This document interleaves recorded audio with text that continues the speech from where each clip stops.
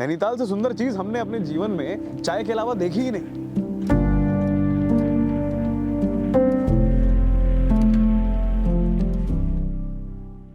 क्रांतियां कभी सफल हुई ही नहीं, सफल तो राजनीति हुई। इसीलिए क्रांतियां जो है दिल में बसी हैं और राजनीति पाठ्यक्रमों में बसी है।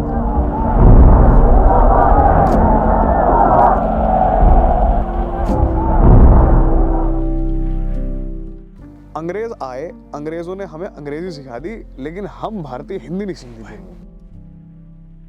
तुम दिया जलाओ या ना जलाओ फर्क नहीं पड़ता, तुम्हारे मन में दीपोत्सव होना चाहिए।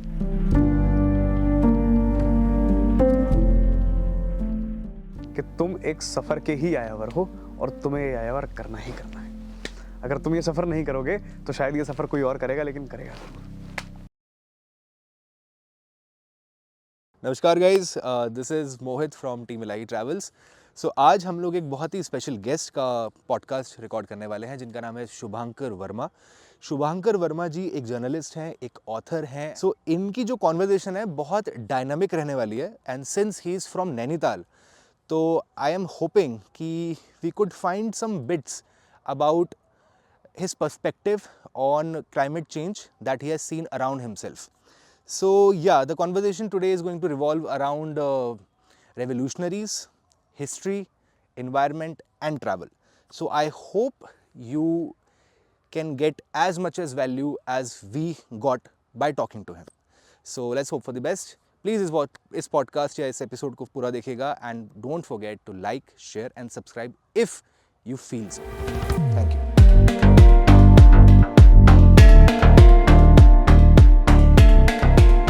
So this will be our setup. बेहतरीन, अप्रतिम।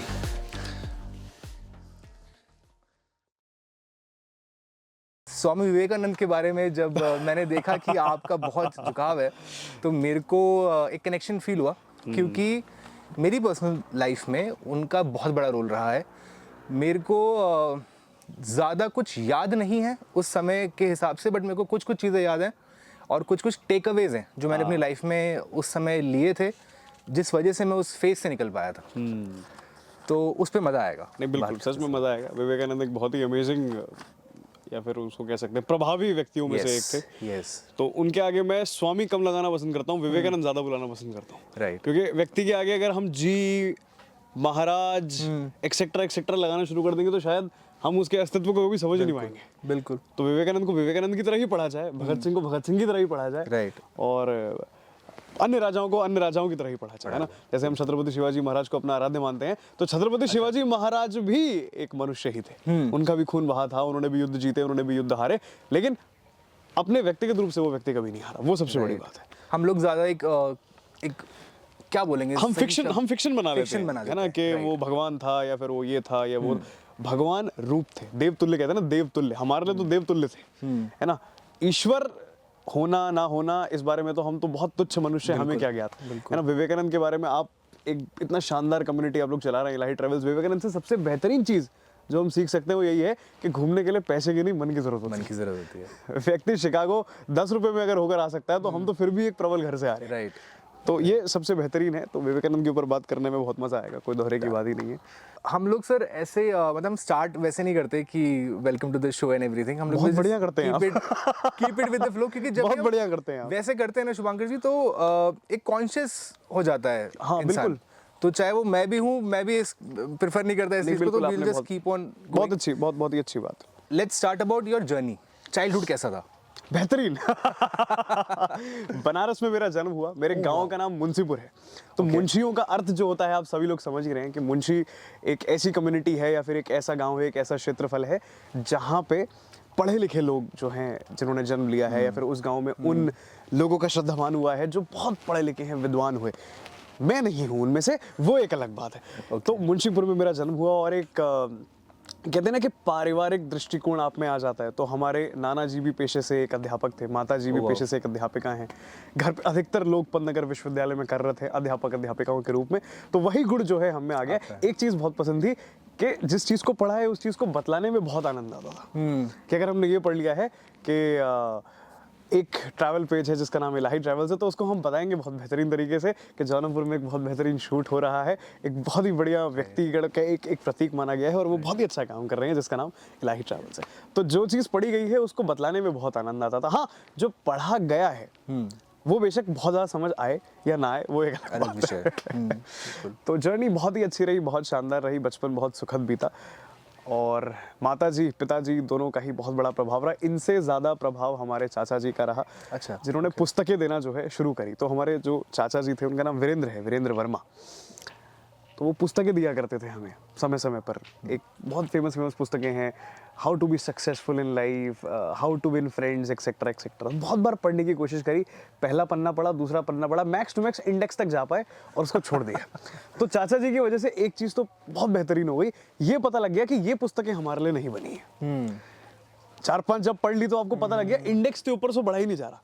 एक बार गलती से हमने प्रीफेस पढ़ लिया था, वो डेल कार्नेज की कोई या कोई इसी व्यक्ति की कुछ इसी प्रकार का नाम है, मैं नाम भी भूल रहा हूँ। वो हमने एक पुस्तिका पढ़ी, उससे हमें समझ आ गया कि यार ये how to be rich, how to be poor, how to be, ये तो हमारे बस की बात नहीं है। तो एक चीज़ तो आपको क्लियर हो गई। तो उस दिन से एक चीज़ तो समझ आई 9वीं 10वीं कक्षा में कि साहब ज़रूरी नहीं है कि हर चीज़ आपके लिए बनी है।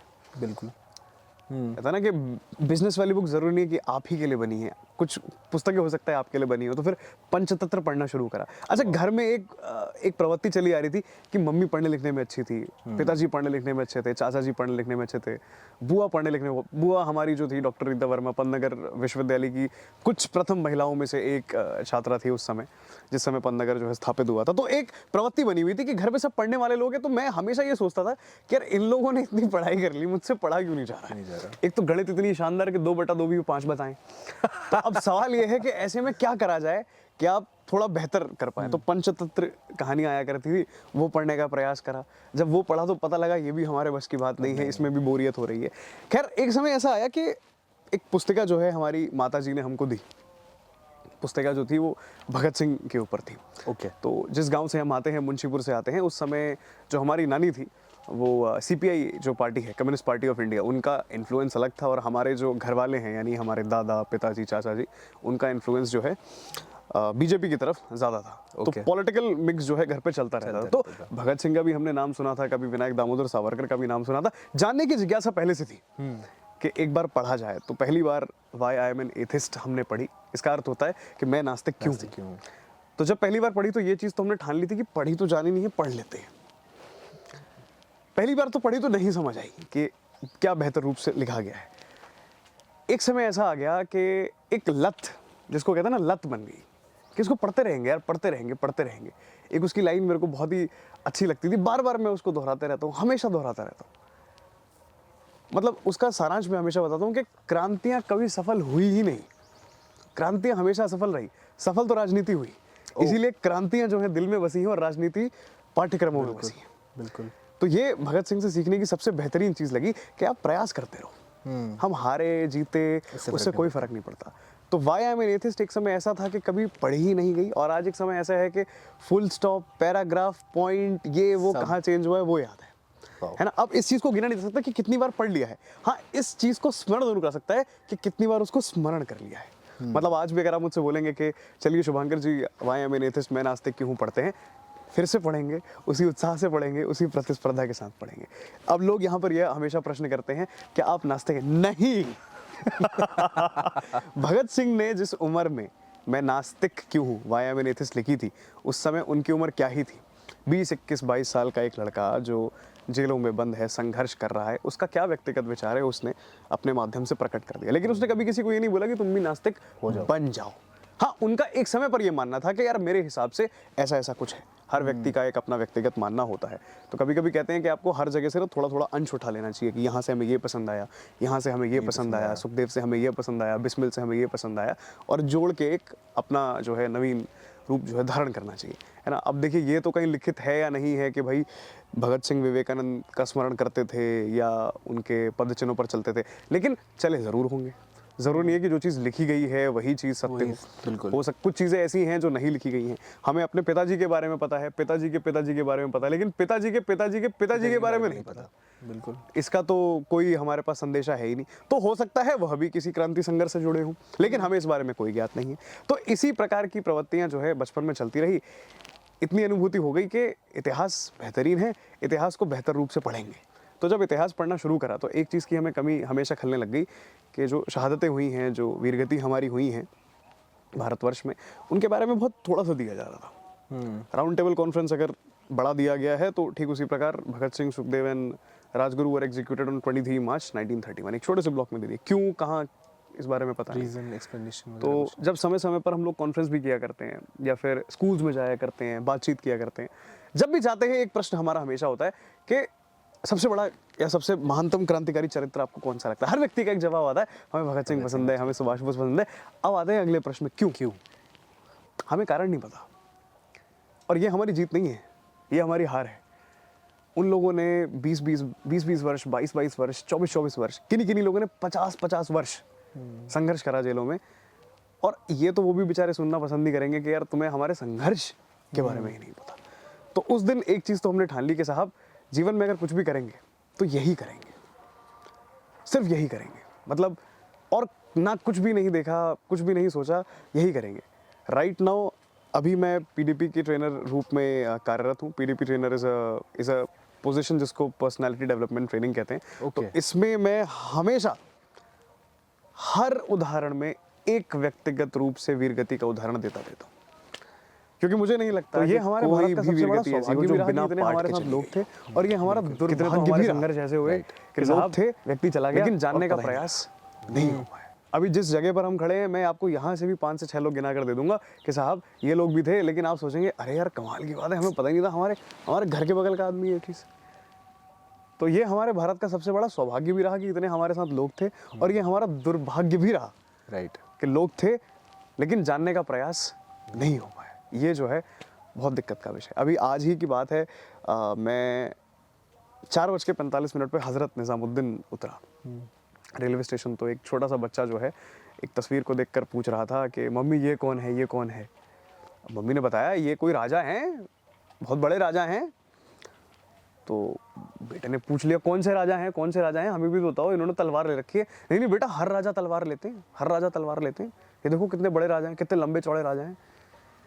लेकिन जो उत्तर हम सुनना चाह रहे थे वो उत्तर नहीं आया कि वो महाराणा प्रताप है।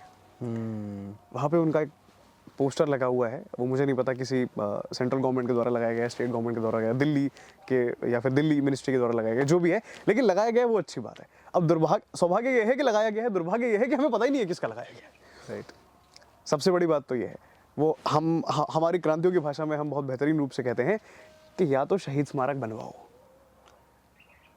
लेकिन अगर बनवाओ तो उसको मेंटेन भी करा जाए, वरना खोखले रख के तो कोई फायदा नहीं है ना। हमें भी अच्छा नहीं लगेगा कि हमारे पिताजी की तस्वीर एक समय के बाद अगर कहीं लटकी हुई है और उसमें माला है, नहीं है, उसकी पूजन हो रही है, नहीं हो रही है, उसका कोई अर्थ नहीं। उससे बेहतर वो हमारे दिल में ही रहे, ज़्यादा बेहतर है।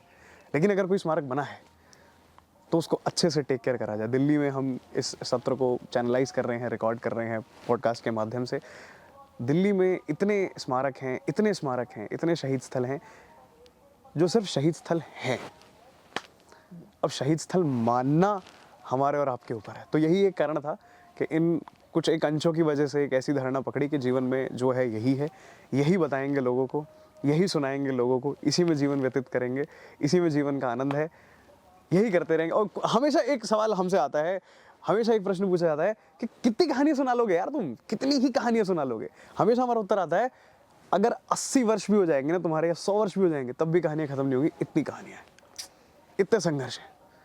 200 वर्ष का संघर्ष, 200 वर्ष तो उम्र नहीं जाती इंसान की। बिल्कुल। और दिन की एक कहानी। तो इसी कारण की वजह से एक धारणा बना ली कि साहब यही करा जाएगा, यही करेंगे और मरते दम तक यही करते रहेंगे।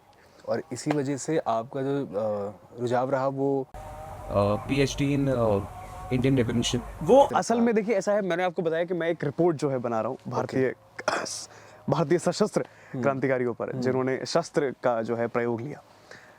तो इसमें मेरी पीएचडी नहीं है, ये मेरी सिर्फ और सिर्फ रिपोर्ट मेकिंग है। मेरा हमेशा से ये मानना रहा है, you do not need a PhD to research on any topic. ये तो एक्रेडिशन है कि साहब आपको डॉक्टरेट मिल जाएगी। डॉक्टरेट चाहिए किसको, हमें तो ज्ञान चाहिए। फिर आते हैं विवेकानंद की बात पे। विवेकानंद ने कितनी डॉक्टरेट कर ली, लेकिन सद्बुद्धि बहुत थी।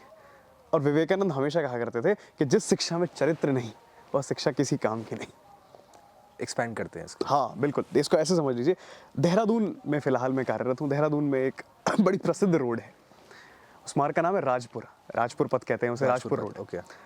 तो बहुत ही शानदार रोड है, सुकुंदेह रोड है, और वहाँ पर एक आश्रम है। उस आश्रम का नाम है रामकृष्ण परमहंस आश्रम, जो विवेकानंद के गुरु हुआ करते थे।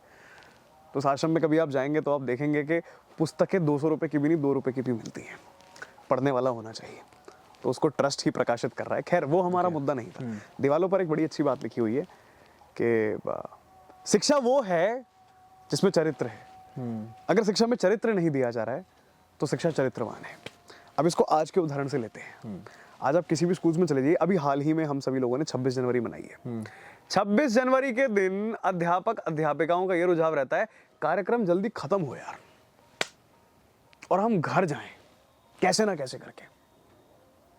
इस बार तो रविवार को पड़ गई थी, वैसे भी इस बार तो और लोगों में मुक्ति बात थी कि यार इसको खत्म करो फटाफट, कैसे ना कैसे करके निपटे। फ्री करो। तो निपटे और समाप्त होने में जमीन आसमान का फर्क है। वो कहते हैं ना कि एक व्यक्ति ने अपना पूरा जीवन इस स्रोत के लिए लगा दिया कि एक दिन हम एक ऐसा ज्योति उत्सव मनाएंगे, और एक व्यक्ति उसी धरातल पे यह कह रहा है कि इसको समाप्त कर दो यार, खत्म करो इसे, निपटाओ इसे। आप लोगों ने ये चीज देखी होगी, चाहे वो 4 साहिबजादे जयंती हो, चाहे वो शहीद स्मारक जयंती हो, चाहे बिस्मिल जयंती हो, चाहे अशफाक उल्लाह खान जयंती हो, एक इंस्टाग्राम के पोस्ट के माध्यम से स्कूल्स, यूनिवर्सिटीज, कॉलेजेस डालते हैं कि वी आर सेलिब्रेटिंग। अरे खाक का सेलिब्रेटिंग, कौन सा सेलिब्रेशन हो रहा है, हमें भी तो दिखाओ। दिया जलाना सेलिब्रेशन नहीं है। तुम दिया जलाओ या ना जलाओ फर्क नहीं पड़ता, तुम्हारे मन में दीपोत्सव होना चाहिए। तो स्कूल्स, कॉलेजेस, यूनिवर्सिटीज, प्रतिष्ठान, परिसर, स्टेट यूनिवर्सिटीज, सेंट्रल यूनिवर्सिटीज ये क्या कर रही हैं? ये सिर्फ ये कर रही हैं कि हाँ, ऊपर दिखाने के लिए, रिपोर्ट दिखाने के लिए कि हाँ साहब हमने ये चीज़ बनाई है, हमने ये चीज़ सेलिब्रेट कर दिया है, ये देखो फोटो भी लग गई है, चाहे उसके बारे में जानकारी हो या ना हो। भगत सिंह को हमने सेलिब्रेट कर दिया, उस बारे में चाहे कॉलेज में बात हो या ना हो, उससे हमें फ़र्क नहीं पड़ता, लेकिन हमने दिखा दिया कि देखो हमने पोस्ट डाली है फेसबुक पर, इंस्टाग्राम पर, टेलीग्राम करे, जो भी ऑफिशियल पेजेस हैं, लिंक्डइन एक्सेट्रा, जो भी आज चल रहे हैं, सिर्फ इसलिए कि हाँ साहब हमें ऊपर रिपोर्ट दिखानी है, नैक को रिपोर्ट दिखानी है, आईसीटी को रिपोर्ट दिखानी है, या जितने भी एक्सेट्रा के जो ट्रस्ट हैं उनको रिपोर्ट्स दिखानी है कि हाँ साहब हमने कर दिया। और ट्रस्ट भी मज़े वाली बात क्या है, हाँ ठीक है साहब, सॉर्टेड। जिस दिन हमारी शिक्षा में चरित्र आ गया, जो विवेकानंद कहा करते थे, उस दिन आनंद ही आनंद है। वो देखिए विवेकानंद हमेशा क्या कहा कर रहे हैं कि विवेकानंद कह रहे हैं कि साहब घूमने के लिए पैसा लग ही नहीं रहा है, घूमने के लिए मन लग रहा है, बात तो बहुत बढ़िया, लेकिन इसको समझे कौन। आप लोग एक बेहतरीन पेज चला रहे हैं, जैसे मैंने पहले कहा इलाही, तो आप बीइंग इलाही ट्रैवलर्स के, चाहे आप कंटेंट क्रिएटर्स कह लीजिए, राइटर्स कह लीजिए, आप लोगों को इस बारे में बेहतर रूप से पता है कि हमें यायावर या फिर ट्रैवल क्या सिखा सकता है। लेकिन कहने का तात्पर्य यह है, ये बाकी लोग जिस दिन समझ जाएंगे उस दिन हम सफल हो पाएंगे। क्योंकि विवेकानंद ने तो कभी सोचा ही नहीं कि भाई मेरे जेब में करोड़ पैसा होना चाहिए तो ही मैं मलेशिया घूम सकता हूँ।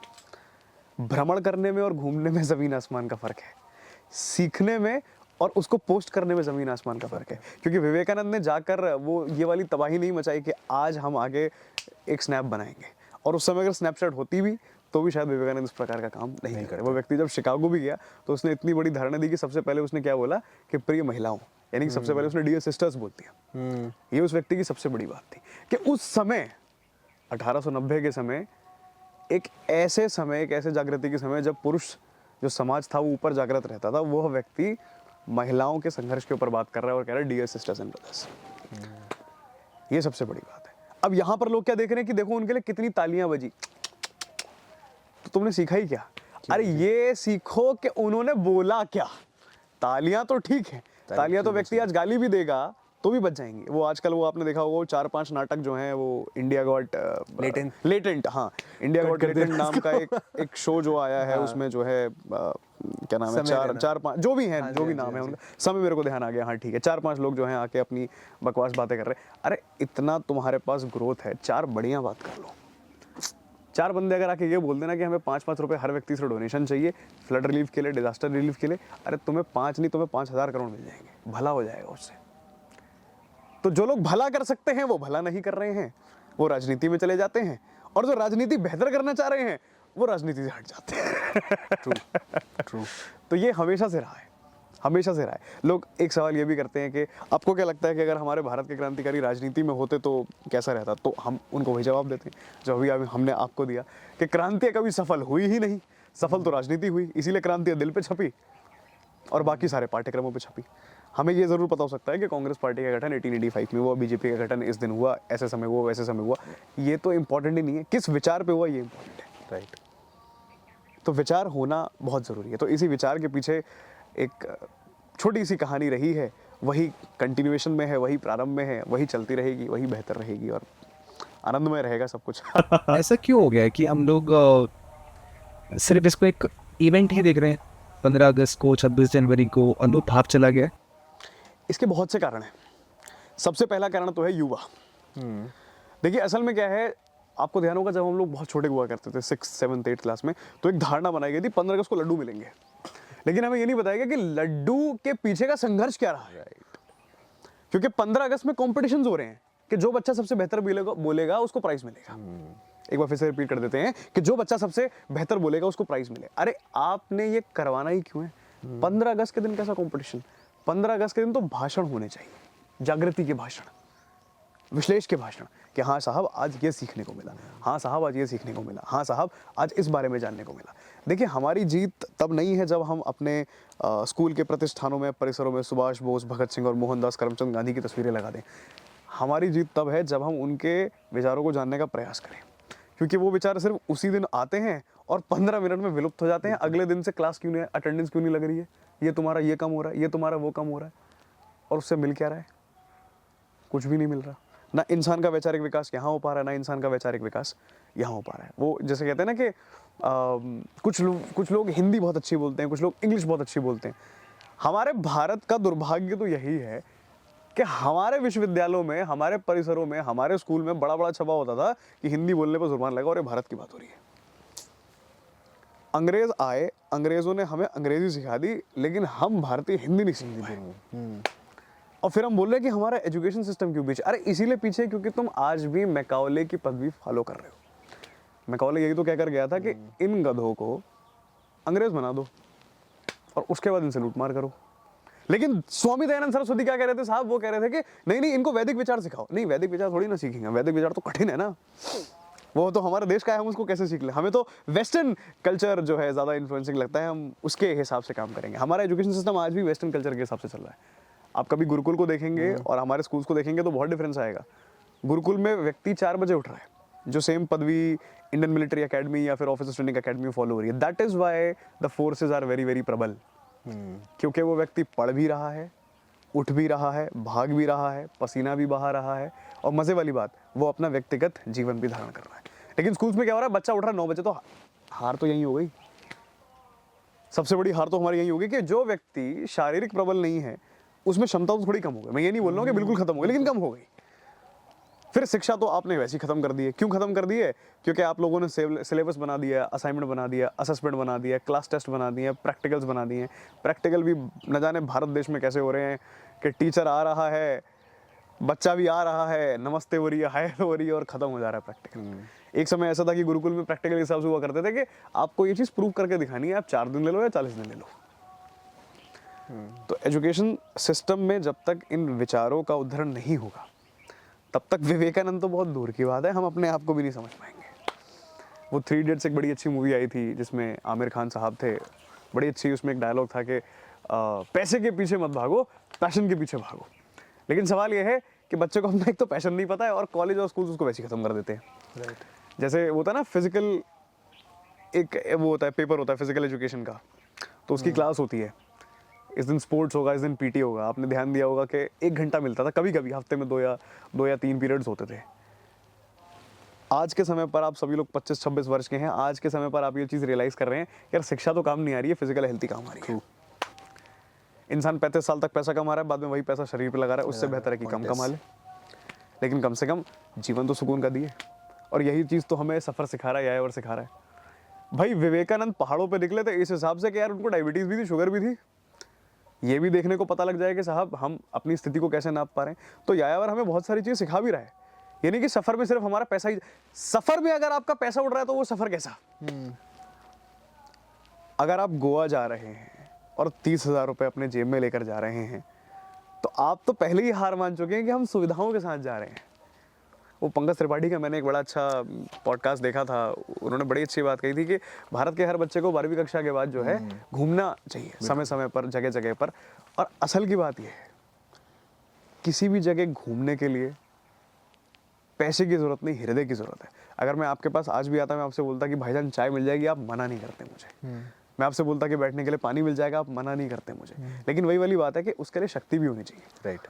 अब विवेकानंद ने बोला कि साहब मुझे शिकागो जाना है। अरे सोच के देखो, वो व्यक्ति सोच रहा है मुझे शिकागो जाना है, यानी कि उसने कुछ सोचा होगा कि मैं शिकागो जाके ये करूंगा, शिकागो जाके ये बोलूंगा, शिकागो जाके ऐसा कुछ सिखा कर आऊंगा, जो उस व्यक्ति ने करा भी। तो दृढ़ शक्ति भी होनी चाहिए। अब एक व्यक्ति गोवा जा रहा है बीच देखने के लिए, एक व्यक्ति गोवा जा रहा है बीच समझने के लिए। दोनों में जमीन आसमान का डिफरेंस हो गया। एक व्यक्ति सिर्फ यह देखने के लिए जा रहा है कि साहब बीच में कितने लोग हैं, एक व्यक्ति ये देखने के लिए जा रहा है कि साहब बीच में जो लोग हैं उनकी धारणा क्या है। शिकागो इससे पहले और भी भारतीय गए हैं, नोटेड भारतीय गए हैं, लेकिन किसी ने जाकर डियर सिस्टर्स एंड ब्रदर्स नहीं बोला। वो उसी व्यक्ति ने बोला जो कम पढ़ा लिखा था लेकिन बुद्धिमान था। तो ये किसने कहा कि जिसके पास बैचलर्स है, मास्टर्स है और पीएचडी है वही डॉक्टरेट है। वो तो सिर्फ एक डिग्री का मापदंड है। ऐसे डिग्री के प्रोफेसर तो हमारे पास बहुत सारे पढ़े हैं, लेकिन प्रोफेसर ऑफ प्रैक्टिस जो है वो हम अपने माताजी और पिताजी को ही मानते हैं, जो हमें सबसे पहले सिखाते हैं कि जब भी कोई बड़ा घर पे आए तो उनका आदर नमस्कार करो, उनके पाँव छुओ। तो ज़रूरी नहीं कि हमारी माता जी के पास पीएचडी हो या डबल पीएचडी हो या ट्रिपल पीएचडी हो, लेकिन मुझे उस महिला ने इतना सिखा दिया कि हाँ जब कोई बड़ा है तो पाँव छूने चाहिए। तो ज़रूरी नहीं कि हम कहीं से भी पढ़े, हम प्रकृति से पढ़ सकते हैं। आज हम जिस जगह पर पॉडकास्ट कर रहे हैं यहाँ पर कोई ऐसा सिग्निफिकेंट फिगर नहीं है कि हम यहाँ से देख के पढ़ सकें। इन पेड़ पौधों को देख के हम ये सीख सकते हैं कि साहब धूप में जितना रहोगे उतना बेहतर रहेगा, तनाव जितना बेहतर उतना बढ़िया संघर्ष। हमारे पहाड़ों में कहा जाता है more the comfort more the guilt, more the comfort more the guilt. जितना चीनी उतना दुख। हाँ एक समय का सुख जरूर मिलेगा, वो एक अलग बात है। तो पहाड़ों की बड़ी अच्छी धारणा मुझे लगती है कि इस बात को हमेशा प्रबल रूप से बोला जाता है, more the comfort more the guilt. हमेशा। मैं डीएसबी परिसर कुमाऊं विश्वविद्यालय का पढ़ा लिखा छात्र हूँ, पत्रकारिता और जनसंचार हमने करी है। तो ये पहाड़ों से हमेशा से प्रेम रहा है, हमेशा से प्रेम रहा। मतलब जितना शायद माँ बाप नहीं सिखा पाए, पुस्तकें नहीं सिखा पाई, उतना पहाड़ों ने सिखा दिया। गजब के लेसन्स पहाड़ दे देता है, गजब के लेसन्स। कि मतलब ऐसे लेसन्स जो शायद कभी पुस्तकों में ना लिखे जाएं, कहीं पाठ्यक्रमों में ना आए, लेकिन वो लेसन्स अप्रतिम है, अप्रतिम। सॉरी मैं आपको इंटरप्ट कर रहा हूँ, बट आपकी एक लाइन मैंने सुनी थी, उसमें आपने कहा है कि पहाड़ आपसे नहीं आपके चरित्र से बन जाता है। राइट, वो क्या है उसमें थोड़ा सा एक्सप्लेन। देखिए ऐसा है ना, अगर कोई व्यक्ति हमसे यह पूछे कि पहाड़ आपको क्या सिखा सकते हैं, तो सबसे पहली चीज़ तो यह है कि पहाड़ आपको ये सिखाते हैं नीचे झुक कर चलो।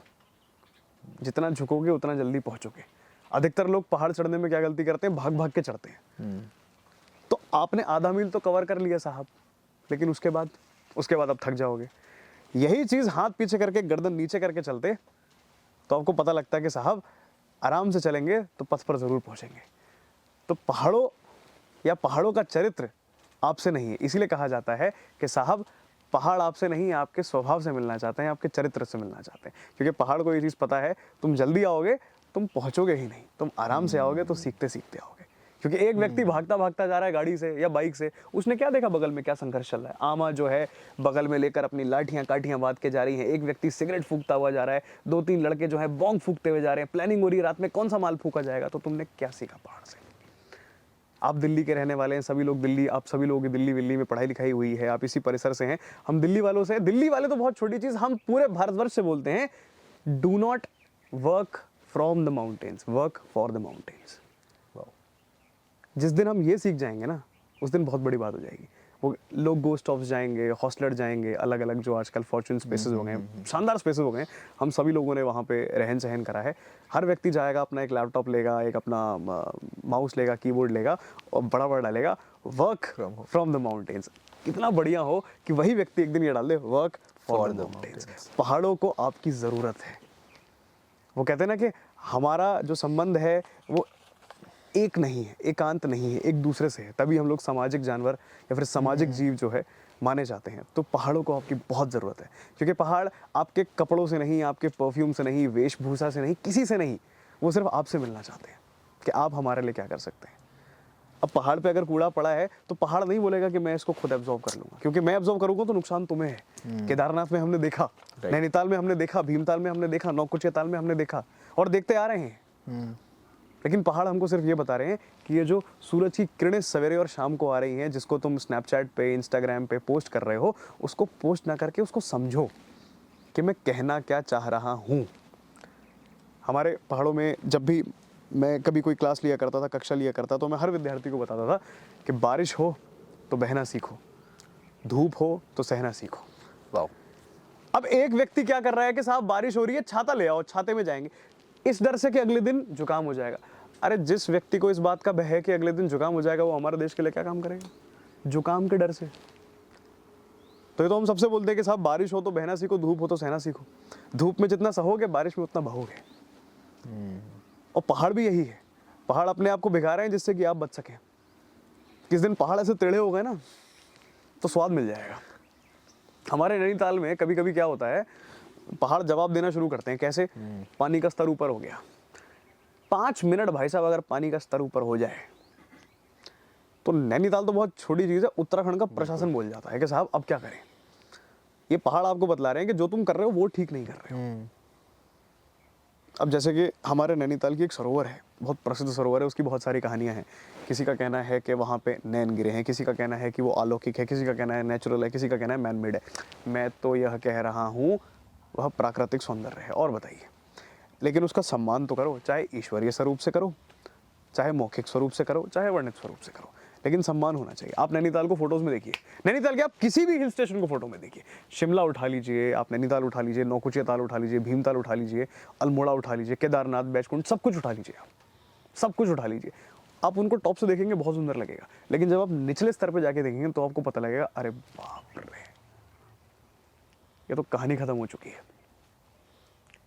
पहाड़ आपको ये भी इजाजत दे रहे हैं कि तुम शाम को आराम से बैठकर, चाहे इकलौते बैठो, अपनी कन्या के साथ बैठो, अपने किसी संबंधी के साथ बैठो, तुम शराब भी पियो, लेकिन हम पर क्यों उजागर कर रहे हो? हम पर ही क्यों फोड़ रहे हो? आप पहाड़ के किसी भी टोपे पे चले जाइए, एकदम जिसको कहते हैं ना टॉप नोट एंड पॉइंट पे, आपको कोई ना कोई बेदर्दी वहां पर दिख जाएगी। अब लोगों को लगता है हमने शराब पी ली, हमने फेंक दी, हमारा क्या नुकसान? अरे जानवर भी है वहां पे जो चल रहा है, कोई व्यक्ति भी है जो नंगे पांव चल रहा है। हर व्यक्ति के पास पहाड़ में जूते चप्पल नहीं है, कुछ व्यक्ति नंगे पांव भी चल रहे हैं। बीमारियां होती हैं, टेटनस नाम की वो हो सकती हैं, माइक्रोबियल इन्फेक्शन हो सकते हैं, फंगल इन्फेक्शन हो सकते हैं, ब्लीडिंग हो सकती है। गांव वाले लोगों को हमारे यह नहीं पता है कि इसके बाद पट्टी भी करवानी होती है, या अगर होती भी है तो इतनी सुविधा नहीं है। लेकिन ये चीज़ कौन समझेगा? क्योंकि ये चीज़ पढ़ाई थोड़ी ना जा सकती है। अब आप ऐसे समझ लीजिए, डिजास्टर मैनेजमेंट का सब्जेक्ट शायद आप सभी लोगों ने पढ़ा हो जितने लोग हमारे यहाँ मौजूद हैं। सवाल ये, डिजास्टर मैनेजमेंट वो पढ़ा रहा है जिसने आज तक डिजास्टर देखा ही नहीं है। तो वो इंसान क्या डिजास्टर मैनेजमेंट पढ़ाएगा? वो इंसान क्या इन्वायरमेंट पढ़ाएगा जो इंसान 3 फोन लेकर घूम रहा है, जिस इंसान ने आज तक प्रकृति का संदर्भ ही नहीं लिया। हाँ, पीएचडी जरूर कर ली, वो एक अलग बात है। आप किसी गांव वाले व्यक्ति को बुलाओ, जो 4 व्यक्ति, कोई भी 4-5 व्यक्ति उठा लो और उनसे पूछो कि बाढ़ कैसे आती है और बाढ़ आती है तो क्या करना चाहिए। हाँ, उसके पास वो टेक्निकल नॉलेज नहीं होगी कि हाँ साहब ये होता है, वो होता है, ये अर्थक्वेक हिल जाता है, टेक्निकल प्लेट्स हिल जाती हैं, लेकिन वो ज्ञान संदर्भ की बात बेहतरीन बता देगा। उस समय आपकी वो रिटन एंड डॉक्यूमेंटेड नॉलेज काम ही नहीं आएगी। क्यों नहीं आएगी? क्योंकि वो तो रिटन पेपर पे है ना, उसको लिखकर आप नंबर ला सकते हैं, लेकिन आप सफल नहीं हो सकते जीवन में। हम जब 10th में थे, 12th में थे, हम लोगों से प्रश्न पूछे जाते थे ना, साहब के 10th में कितने आए, 12th में कितने आए। अच्छा, उस समय हम बहुत शर्म से बताते थे कि वो है ना 9 आ गए, 9 आ गए। 9 तो बहुत दूर की बात है, लेकिन आज इस चीज़ को हम गर्व से बताते हैं कि नहीं आया यार, बेहतर हुआ नहीं आए, उससे सीखने को भी कुछ नहीं मिला। तो कभी कभी ऐसा लगता है कि अगर प्रकृति को और क्रांतिकारी को जोड़ दिया जाए तो माशाल्लाह। नहीं, बिल्कुल बिल्कुल। आज प्रकृति से सीखने को बहुत कुछ है, क्रांतिकारी से सीखने को बहुत कुछ है। दोनों को जोड़ के ही हम एक पीडीपी की क्लास हमेशा लेते हैं, हमेशा। आपको लगता है कि आने वाले समय में या इस समय में कुछ ऐसे क्रांतिकारी आने चाहिए जो इन्वायरमेंट को ज़्यादा फोकस में डालें? ऐसे लोग हैं, मेरे सामने एक व्यक्ति बैठा है, आप लोगों की पूरी टीम बैठी है, ऐसे व्यक्ति हैं। हाँ, लेकिन इस टीम को भी टीम की ज़रूरत है, इस टीम को भी टीम की ज़रूरत है। अब आप इसको ऐसे समझ लीजिए कि भगत सिंह की पार्टी जो काम कर रही थी, अरे गिन के 14-28 लोग थे, उनको भी टीम की ज़रूरत थी, लेकिन बात यह है कि उनको मिल ही नहीं पा रही थी। उस समय कोई बात ही नहीं समझ पा रहा था कि साहब इसकी ज़रूरत क्या है। आज के दिन अगर हम किसी पॉडकास्ट के माध्यम से साहब ये बोल दें ना कि इस चीज़ की यह ज़रूरत है, इसको बचाना चाहिए, इसकी संरक्षण करनी चाहिए, इसकी रक्षा करनी चाहिए, ये आज नहीं 50 साल बाद समझ आएगा, जब वो चीज़ समाप्त हो जाएगी, जब वो चीज़ बिल्कुल ख़त्म हो जाएगी। आज एक नई प्रणाली शुरू हो गई है, गीज़र वाला सिस्टम। इंसान गीज़र ऑन करेगा और मस्त करके तब तक नहाएगा जब तक उसको सुकून नहीं मिलेगा कि हाँ साहब अब जो है हमारे शरीर पर ठंडा चढ़ गया है या गर्मी चढ़ गई है। पहले एक सिस्टम फॉलो होता था, एक बाल्टी होनी है, उसी बाल्टी में आपको नहाना है, उतनी बाल्टी में नहाना है। जब हम छोटे हुआ करते तो हमारी मम्मी बहुत बहुत चिल्लाती थी, पानी क्यों वेस्ट कर दिया ये वाला, 2 बाल्टी क्यों चली गई, 3 बाल्टी क्यों चली गई। वो क्रिया बहुत बढ़िया थी। आज क्या है, लिबर्टी मिल गई है, तो पानी है, खेलो उसके साथ जितना खेल सकते हो। कभी आप आइए हमारे पहाड़ों में और हम आपको अल्मोड़ा के क्षेत्र दिखाते हैं। मैं आपको एक छोटी सी बात बताता हूँ और मैं चाहूँगा कि जितने भी दर्शक देख रहे हो इस चीज़ को बहुत मार्मिक रूप से सुने।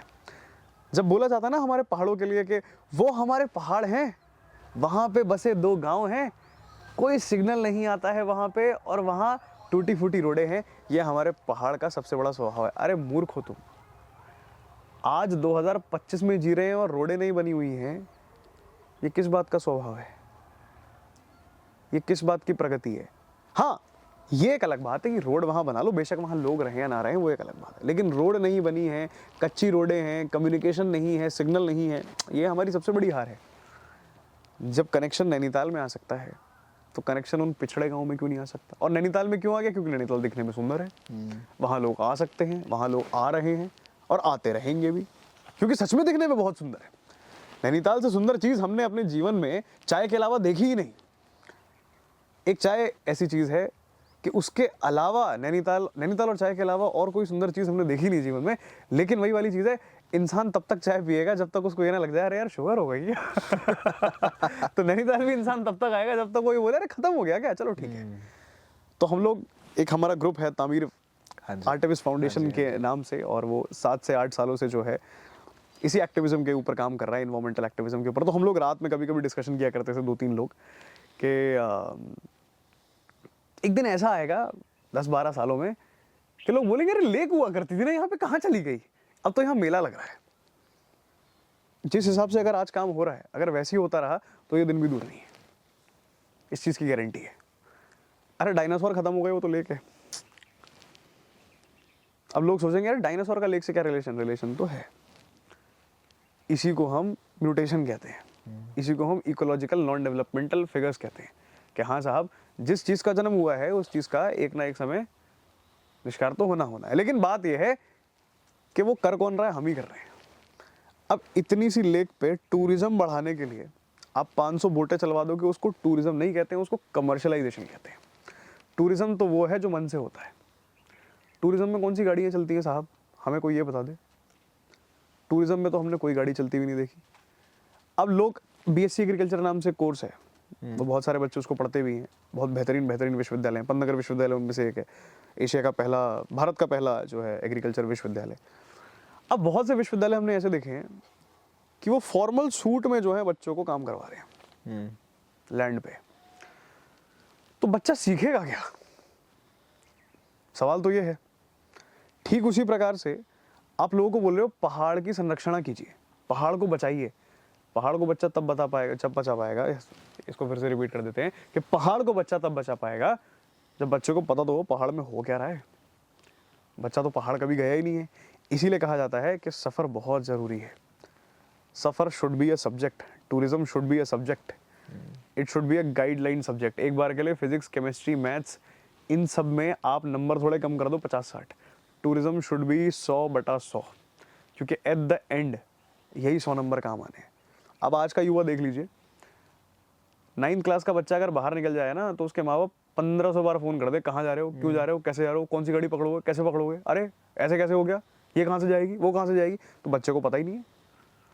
व्यक्ति एक बार दिल्ली आ जाए अकेला, एक कहावत कही जाती है, हमारे पहाड़ों में कही जाती है हमेशा से, कि आप 365 दिन कक्षा लगाओ गणित की और विज्ञान की, और आप एक दिन नैनीताल से भीमताल पैदल चल के आ जाओ, बात वही है वाह, कि साहब जो चीज़ आपको नंगे पांव चलना सिखा देगी ना, वो चीज़ आपको 365 दिन की कक्षा नहीं सिखा पाएगी। इसको कहते हैं सफ़र का संघर्ष, कि सफ़र आपको वो चीज़ सिखा सकता है जो चीज़ कक्षा कभी नहीं सिखा सकती। कक्षा यूट्यूब पर मिल सकती है, सफ़र यूट्यूब पर नहीं मिल सकता, कभी नहीं मिल सकता। तो सफ़र करना बहुत ज़रूरी है, और मेरे हिसाब से हर कॉलेज में, हर यूनिवर्सिटी में एक प्रोजेक्ट इस प्रकार देना चाहिए, बच्चों को बोला जाए 1 महीने का तुम्हारे पास समय है, गो travel anywhere and make sure कि जहाँ पर भी आप ट्रैवल करें वो जगह चेंज होनी चाहिए। श्री अरबिंदो क्या कहा करते थे कि साहब हम मनुष्य तब माने जाएंगे जब हम मनुष्यों का स्वभाव करें, और ज्योतिबा फुले क्या कहा करते थे कि जब हम किसी जगह से जाएं तो उस जगह में एक पॉजिटिव बदलाव आना चाहिए।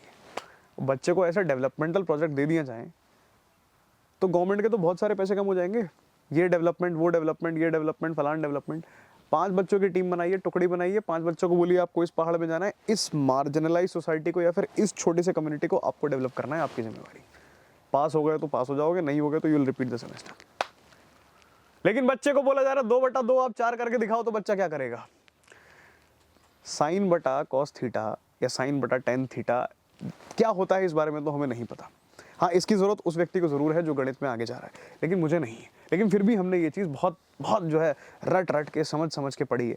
इतने ही प्रेम से अगर लोग सफ़र पढ़ा देते तो शायद आज डेवलपमेंट थोड़ा सा और बेहतर हो जाता और बहुत से पैसे सरकार के बच जाते। जब व्यक्ति 40 साल का हो जाता है ना, तो हमेशा ये बोलता है कि ये जगह तो रह ही गई, ये जगह तो जा ही नहीं पाए।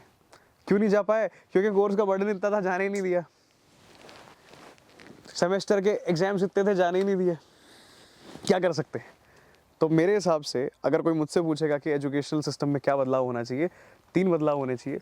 सबसे पहली चीज़ तो लड़के और लड़कियों को जल्दी उठाओ, चाहे वो सोए कितने बजे, उससे हमें फ़र्क नहीं पड़ता। इससे 3 फायदे होंगे, एक तो शारीरिक बदलाव, मानसिक बदलाव और बौद्धिक बदलाव। दूसरी चीज़, मेक श्योर कि tourism is a compulsory subject in every semester. हर महीने एक व्यक्ति को 1 महीने की छुट्टी दे दीजिए और उनसे बोलिए कि साहब ये प्रोजेक्ट आपको करना ही करना है, बात खत्म। और चेंज करना है, ये नहीं कि साहब आज के बच्चे क्या कर रहे हैं, असाइनमेंट दे रहे हैं, वो नेट से टाप के चैट जीपीटी, टीचर उसको चेक करके दे रहा है और वो जा रहा है कबाड़ खाने। इकोनॉमी कितनी वेस्ट हो रही है सोच कर देखिए। अगर 10 रुपए की प्रोजेक्ट फाइल है, 15 रुपए के पन्ने हैं, यानी कि 35-40 रुपए का तो नुकसान हो गया एक बच्चे का। और पूरे भारत से कैलकुलेट कर लीजिए कितनी इकोनॉमी हमारी खराब हो गई ज़बरदस्ती की, बिना किसी वैल्यू की। और तीसरी सबसे बड़ी चीज़ ये है कि इट इज़ नॉट रिक्वायर्ड कि आप क्लासेस को लंबा कीजिए, इट इज़ रिक्वायर्ड कि आप क्लासेस को क्वालिटेटिव कीजिए। एक दिन में 2 ही क्लास लगे, लेकिन बेहतर लगे। ज़रूरी नहीं है कि मैथ्स की क्लास 4 घंटे की लग रही है। कुछ ना करो, बच्चों को नंगे पाँव बुलाओ और नीचे बिठा के पढ़ाओ, उसको ज़्यादा ज्ञान मिलेगा। लेकिन उसमें परिवर्तन आ जाएगा ना कि हमारे बच्चों को नीचे कैसे बिठा दिया आप लोग। यही तो हमारे भारत का काल्पनिक दृश्य है। आपके लिए पर्सनल तौर पे ट्रैवल क्या मायने रखता है? क्या है ट्रैवल?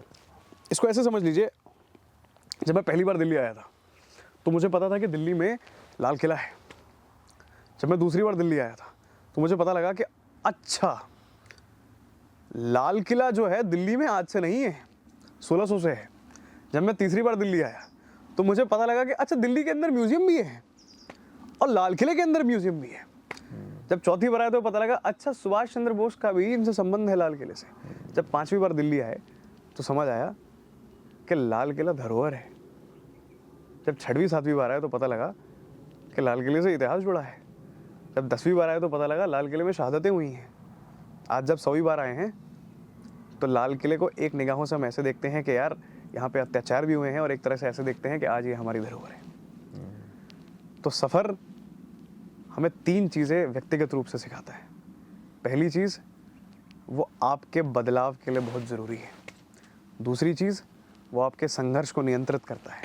तीसरी चीज़, वो आपको यह बतलाता है कि तुम एक सफ़र के ही आयावर हो और तुम्हें ये आयावर करना ही करना है। अगर तुम ये सफ़र नहीं करोगे तो शायद ये सफ़र कोई और करेगा, लेकिन करेगा ज़रूर। तो सफ़र तो ज़रूर होगा, लेकिन होगा, और ये बात तय है, सुनिश्चित होगा, चाहे वो आज हो, चाहे वो कल हो, चाहे वो परसों हो। अगर मेरा आज दिल्ली आना हुआ है तो ईश्वर की कृपा है कि हाँ, मेरा सौभाग्य मिला है कि मैं आप सभी लोगों से मिल पाऊँ। ये मेरे लिए बहुत बड़ी बात है कि मैं आप लोगों से आज भेंट कर पाया। अगली बार जब मैं दिल्ली आऊँगा तो शायद किसी और कारण की वजह से आऊँगा कि हाँ साहब ऐसा है। वो कहते हैं ना कि अब लोग हमसे पूछते हैं कि यार शुभांकर, यार तुमने ये जो लिखा है ये कोई पढ़ेगा भी? अरे जब मैं 1962 की पुस्तकें पढ़ सकता हूँ तो मेरा पढ़ा लिखा भी हो सकता है 50 साल बाद कोई पढ़ ले। तो जब 1962 में वो पुस्तिका लिखी गई होगी तो राम मनोहर साहब ने ये नहीं सोचा होगा कि शुभांकर इसको पढ़ेंगे, उन्होंने तो बस लिख दिया। तो सफर इसलिए मत करो कि तुम्हारा पर्सनल बेनिफिट हो, तुम इंस्टाग्राम पे स्टोरी डाल सको या स्नैपचैट डाल सको। सफर इसलिए करो कि दूसरे के लिए तुम मिसाल बन सको कि अरे ऐसा भी पॉसिबल है, ऐसा भी हो चुका है, ऐसा भी हो सकता है। विवेकानंद से हम ही लोगों ने तो सीखा साहब, अरे शिकागो व्यक्ति 10 रुपए में भी जा सकता है, घूम सकता है, रह सकता है, पढ़ सकता है, लिख सकता है, सिर्फ एक कारण की वजह से कि मन और हृदय प्रबल होना चाहिए। सफर में पैसा नहीं लगता है, सफर में सिर्फ मन लगता है। जितने भी दर्शक इस बात को देख पा रहे हैं, मैं इसका प्रबल प्रमाण दे सकता हूं कि अगर आपको सफर करना है तो आप में सिर्फ क्षमता और मन होना चाहिए। अरे कुछ नहीं करना है साहब, एक घंटी बजाओ और बोलो कि माता जी दाल चावल मिल जाएगा, मना नहीं करेगा कोई। ये हमारे भारत की सीता प्रवाह का एक प्रमाण है। अगर किसी से बोल दोगे ना साहब कि 10 रुपये मिल जाएंगे तो कोई मना नहीं करेगा। हाँ, लेकिन उस 10 रुपये का प्रतीक होना चाहिए कि उस 10 रुपये का इस्तेमाल कहाँ हो रहा है। भाई बहुत सारे ऐसे लोग हैं आज जो हैं क्या नाम है, घूम रहे हैं और इस हिसाब से घूम रहे हैं कि हमें दूसरे का पैसा मिल जाए और हम घूम लें। इस घूमने का फायदा नहीं है। विवेकानंद ने अगर किसी से पैसा लिया तो भारत को इतना कुछ दिया भी। बिल्कुल। यानी कि अगर आपको कोई भी धनराशि मिल रही है तो उसका परोपकार होना चाहिए। जैसे मैं अपने विद्यार्थियों को हमेशा बोलता हूँ या अनुज को हमेशा बोलता हूँ कि जो पेन आपने पहले सेमेस्टर लिया है ना साहब, वो पेन मुझे आखिरी सेमेस्टर में भी दिखना चाहिए। चाहे वो खत्म हो गया हो तो उसको रख दो एक जगह। पेन फेंकना तो हमारी प्रवृत्ति में है ही नहीं ना। जिस पेन से, जिस कलम से आपने शिक्षा ग्रहण करी, उस पेन को फेंक कैसे सकते हैं? तो हमारी जीत तो तब है जब हमने उस पेन को यूज़ करा पहले सेमेस्टर भी और 8th सेमेस्टर भी, उसको रख दिया। उससे आपको क्या चीज़ सीखने को मिली कि साहब अपनी चीज़ों की इंपॉर्टेंस हमें खुद ही करनी होती है। तो सफ़र का जो सफ़र है या फिर सफ़र का जो परिणाम है वो शायद सफ़र के तत्पश्चात न मिले, लेकिन 10 साल बाद आपको ज़रूर पता लगेगा कि अरे साहब सफ़र करा था तो आज इसका ये परिणाम हमको मिल पाया है। मैं एक छोटी सी कहानी बताता हूँ आपको। एक बेल्ट है, मुरादाबाद बेल्ट कहते हैं उसे। मुरादाबाद, हरदोई, लखनऊ, काकोरी, गोरखपुर क्रांतिकारियों की बेल्ट रही है।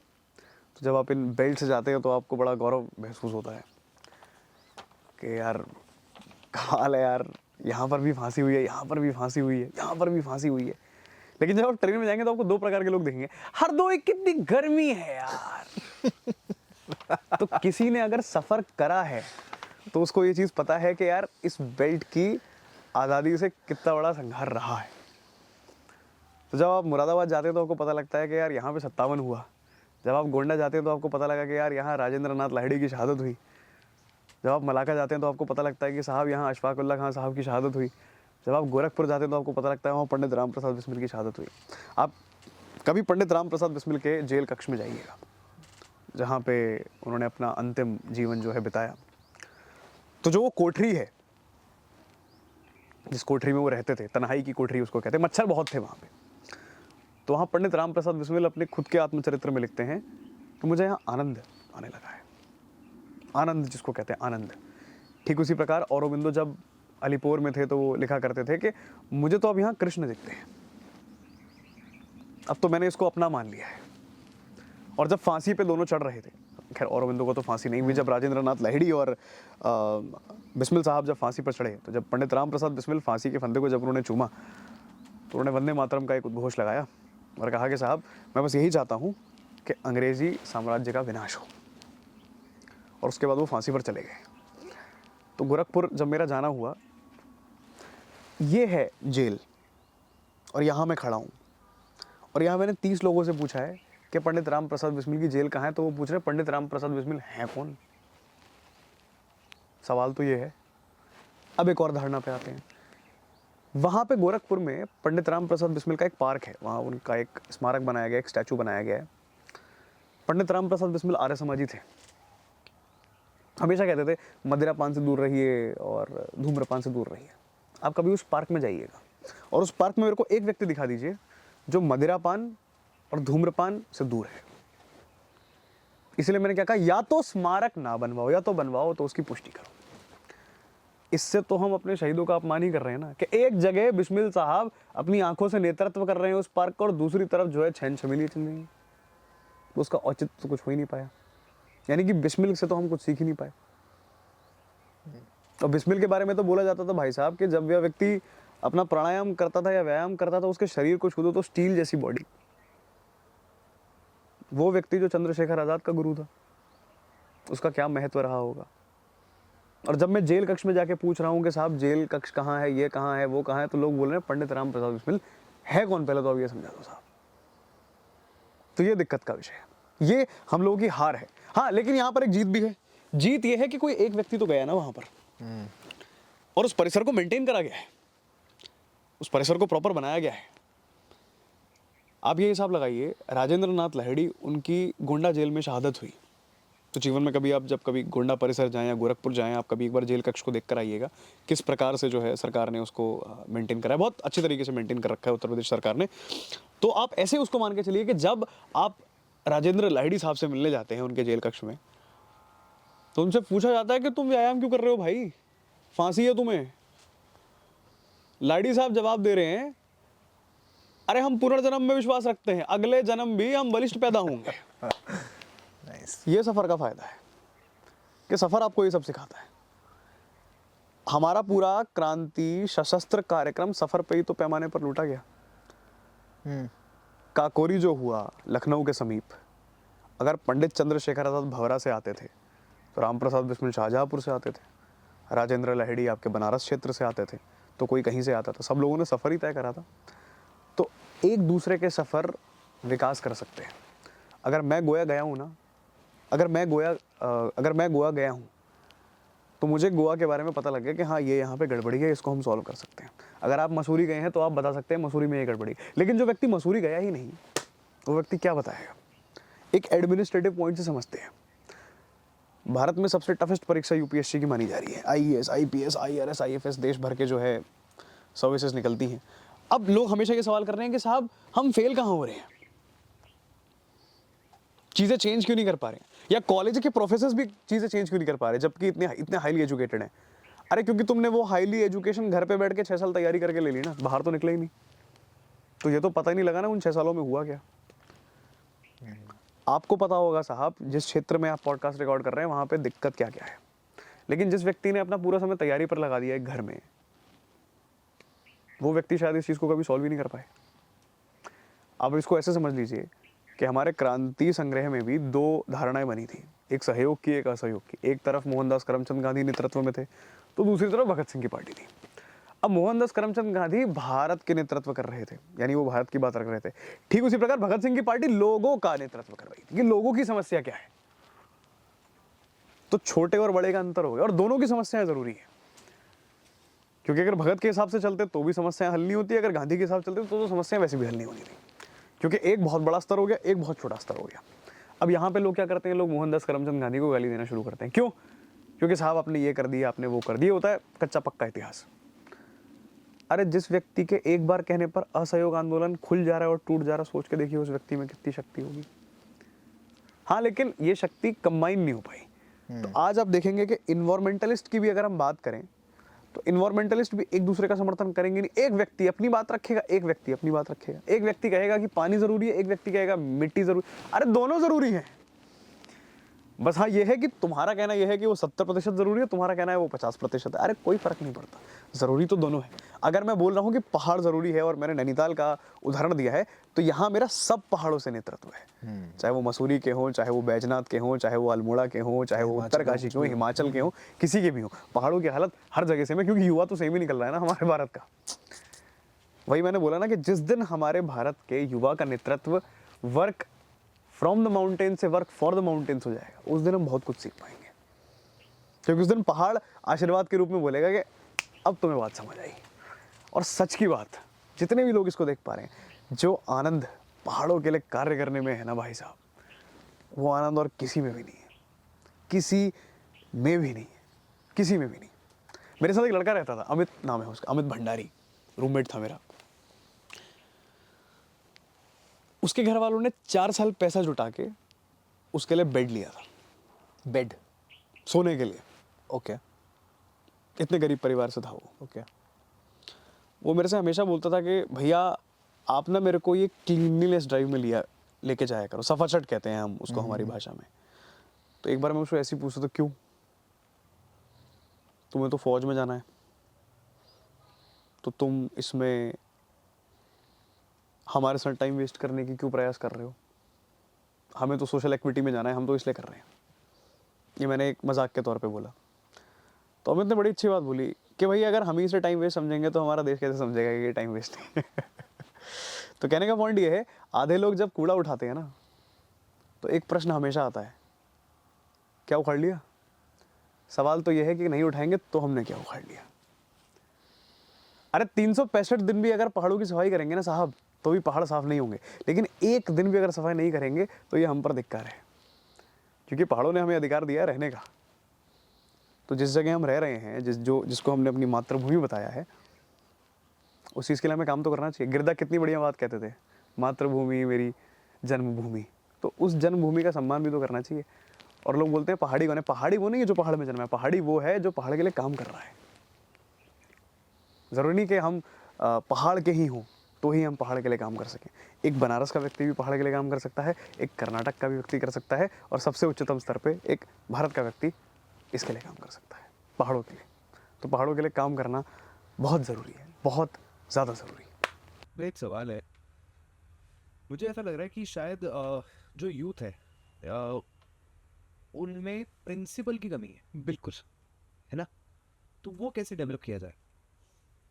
हमारा इतिहास इतना पुरातन है या इतना प्रबल है कि सीखने को बहुत कुछ है। 14 फरवरी को छावा जो है प्रसारित हो रही है छत्रपति संभाजी महाराज पे। आप किसी भी युवा से कक्षा में उठा के पूछ लीजिए कि छत्रपति संभाजी महाराज थे कौन, राजा थे कौन।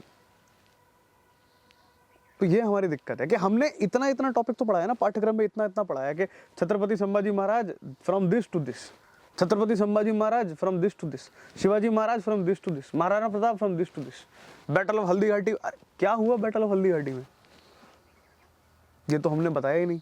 तो प्रिंसिपल की कमी तो हमारे लिए इसीलिए है ना साहब, कि प्रिंसिपल इंसान तभी बना पाएगा जब उसके पास कोई उदाहरण हो।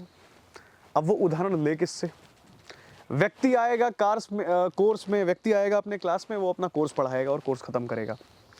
पीटी टीचर आएगा, वो इस हिसाब से कहेगा कि नहीं साहब पीटी जरूरी है, वो भी अपना कोर्स खत्म करेगा। फिर आप लोगों के एग्जाम्स होते, तो प्रिंसिपल बनाने का तो हमें समय नहीं मिला। इसीलिए तो travel and tourism should be a subject. जो प्रिंसिपल्स हम ट्रैवल एंड टूरिज्म से सीख सकते हैं वो किसी से नहीं सीख सकते। वो कहते हैं ना, जब इंसान नई नई गाड़ी चलाना सीखता है और गलती से कभी कभी गाड़ी ठुक जाती है किसी गाड़ी से, किसी बाइक से, तो उधर से हमें गाली पड़ती है कि ओए, तब जाके हमें लगता है कि अच्छा हमने गलत करा कुछ, ये हमें नहीं करना है। जब आप एक बार कूड़ा फेंकोगे नहीं ना, तब तक आपको पता नहीं लगेगा कि आपने गलत करा या नहीं करा। इसीलिए कहते हैं गड्ढे में गिरना बहुत ज़रूरी है। उससे पता लगता है कि गड्ढा कितना गहरा है। जितना गड्ढा गहरा उतनी बढ़िया जीत, क्योंकि आपको निकलना भी आ जाएगा। गड्ढे में रहना कौन पसंद करेगा? तो सफ़र से हमें यही तो सीखना है साहब, कि गड्ढे में तो गिरना सीखो, तभी तो आपको पता लगेगा कि साहब कि गड्ढा गहरा कितना है। अब एक मंत्री हैं, वो रात में ट्रैवल कर रहे हैं, उनकी गाड़ी खराब हो जाए, उसके बाद वो बोले यार गजब के पहाड़ है, और उनकी ही कैबिनेट बोलते हैं यार मंत्री तो तुम यहीं के हो, पहाड़ तो तुम्हारी देन है, तुमने क्या डेवलपमेंट कराया है। अगर मंत्री ही ये बोलते नहीं नहीं ये वाले रास्ते से चलते हैं, ये वाला रास्ता ज़्यादा बढ़िया है, और तुम उसी जगह के मंत्री हो। तो principles is the most important human value that a human can nourish to, but principles cannot be taught just by the text books. Principles cannot be taught just by the assessments and the assignments.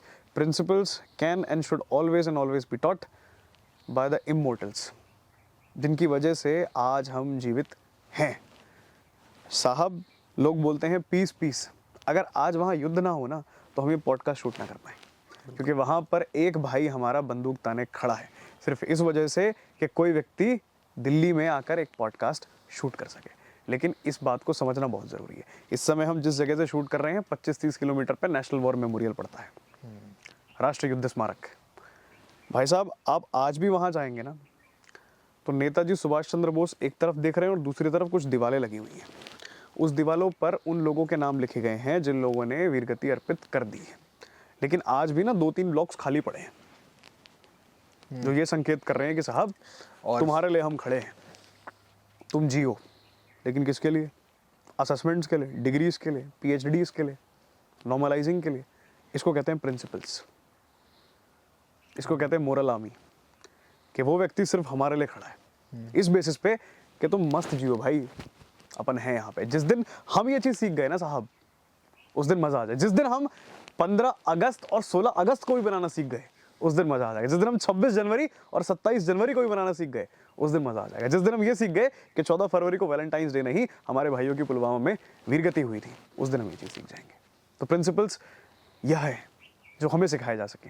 लेकिन principles तब तक नहीं बन सकते जब तक ये सिर्फ इंस्टाग्राम, लिंक्डइन और फेसबुक के माध्यम से चलता रहेगा। जब तक यहाँ नहीं आएगी ना साहब बात, तब तक उसका औचित्य नहीं। जब तक आपके इंस्पायरिंग आइडल्स ना हो, बिल्कुल भी पढ़ाया जाना चाहिए। बच्चा भी तो कहीं ना कहीं से पढ़ेगा ही पढ़ेगा।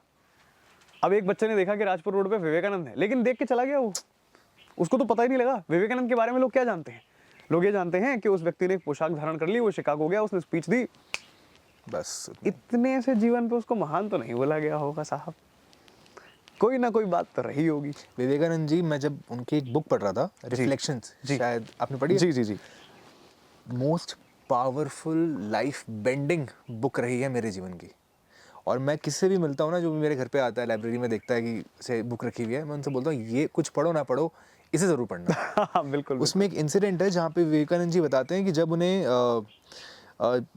मैं नाम भूल रहा हूँ, भारत के जो लास्ट पार्ट आता है भारत का, जहाँ पे कोस्टल रीजन शुरू हो जाता है, वहाँ से वो तैर के गए थे, जहाँ पे विवेकानंद जी की स्मारक है, जहाँ मेमोरियल है। हाँ, तो कन्याकुमारी उसको, यस कन्याकुमारी, क्या नाम है, विवेकानंद पॉइंट जो है आज कहा जाता है। वो वहाँ तक तैर के गए थे, उनका उन्होंने मेंशन करा हुआ है बुक में। साधना करी थी उन्होंने वहां पर। देखिए ऐसा है, विवेकानंद से सीखने को एक बहुत बढ़िया चीज है कि हारना बहुत जरूरी है। विवेकानंद ने जीवन में हार बहुत सही है। अगर मैंने बताया ना कि साहब इस जगह से रोटी मांग लो, जरूरी नहीं है कि रोटी मिल भी जाए। कभी कभी आपको दूसरा दरवाजा भी खटकाना पड़ता है, और कभी कभी तीसरा, कभी कभी चौथा, कभी कभी पांचवा, कभी कभी 500। लेकिन उस व्यक्ति ने हार नहीं मानी कि नहीं यार, हार नहीं मानेंगे यार, चलते रहेंगे लेकिन हार नहीं मानेंगे, टूट जाए लेकिन हार नहीं मानेंगे। उस व्यक्ति ने हार नहीं मानी। हार नहीं मानी, इसीलिए वो व्यक्ति सफल रहा, और सफल इसलिए रहा क्योंकि वो असफल था।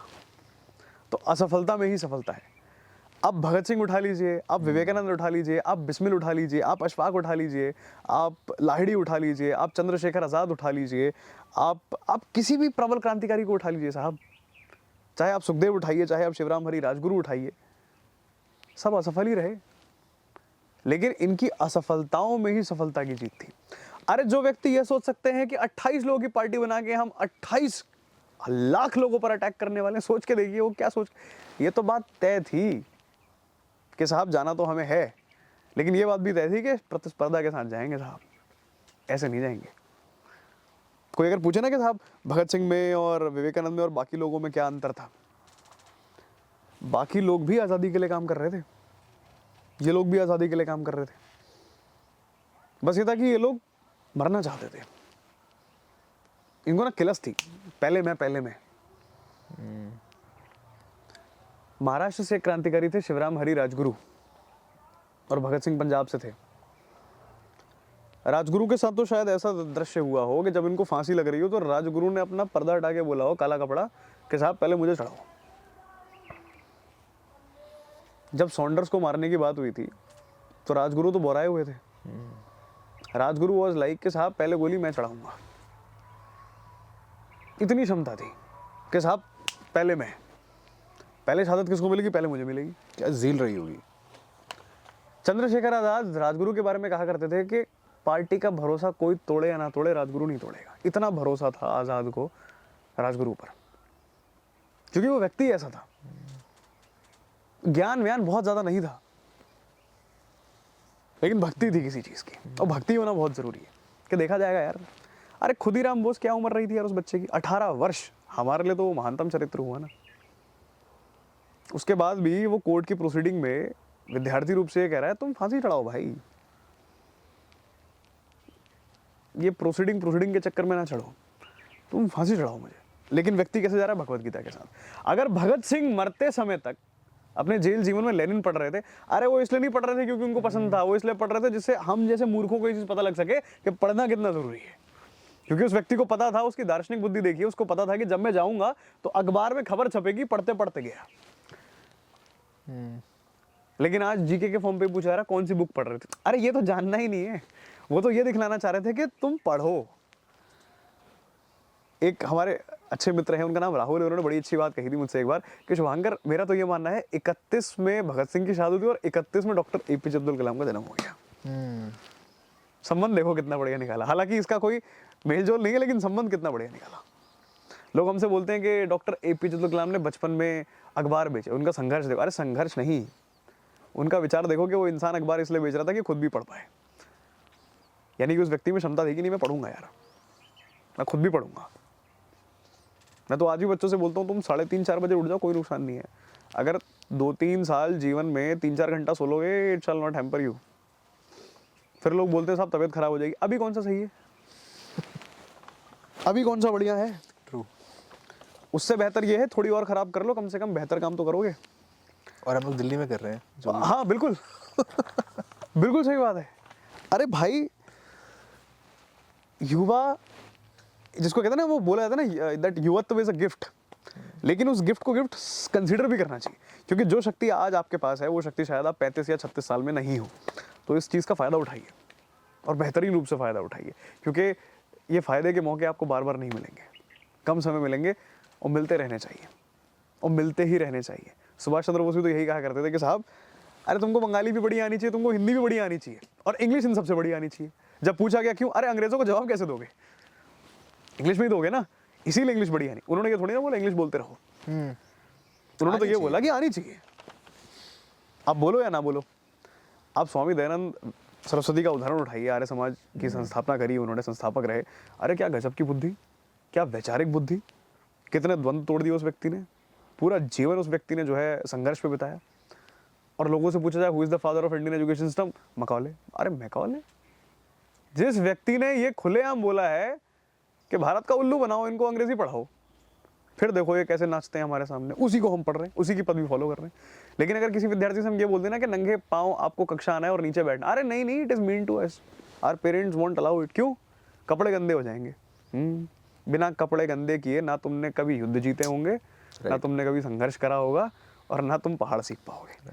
इसीलिए पहाड़ में एक बड़ी अच्छी धारणा है कि पहाड़ को सीखना है तो पहाड़ जैसा बनो,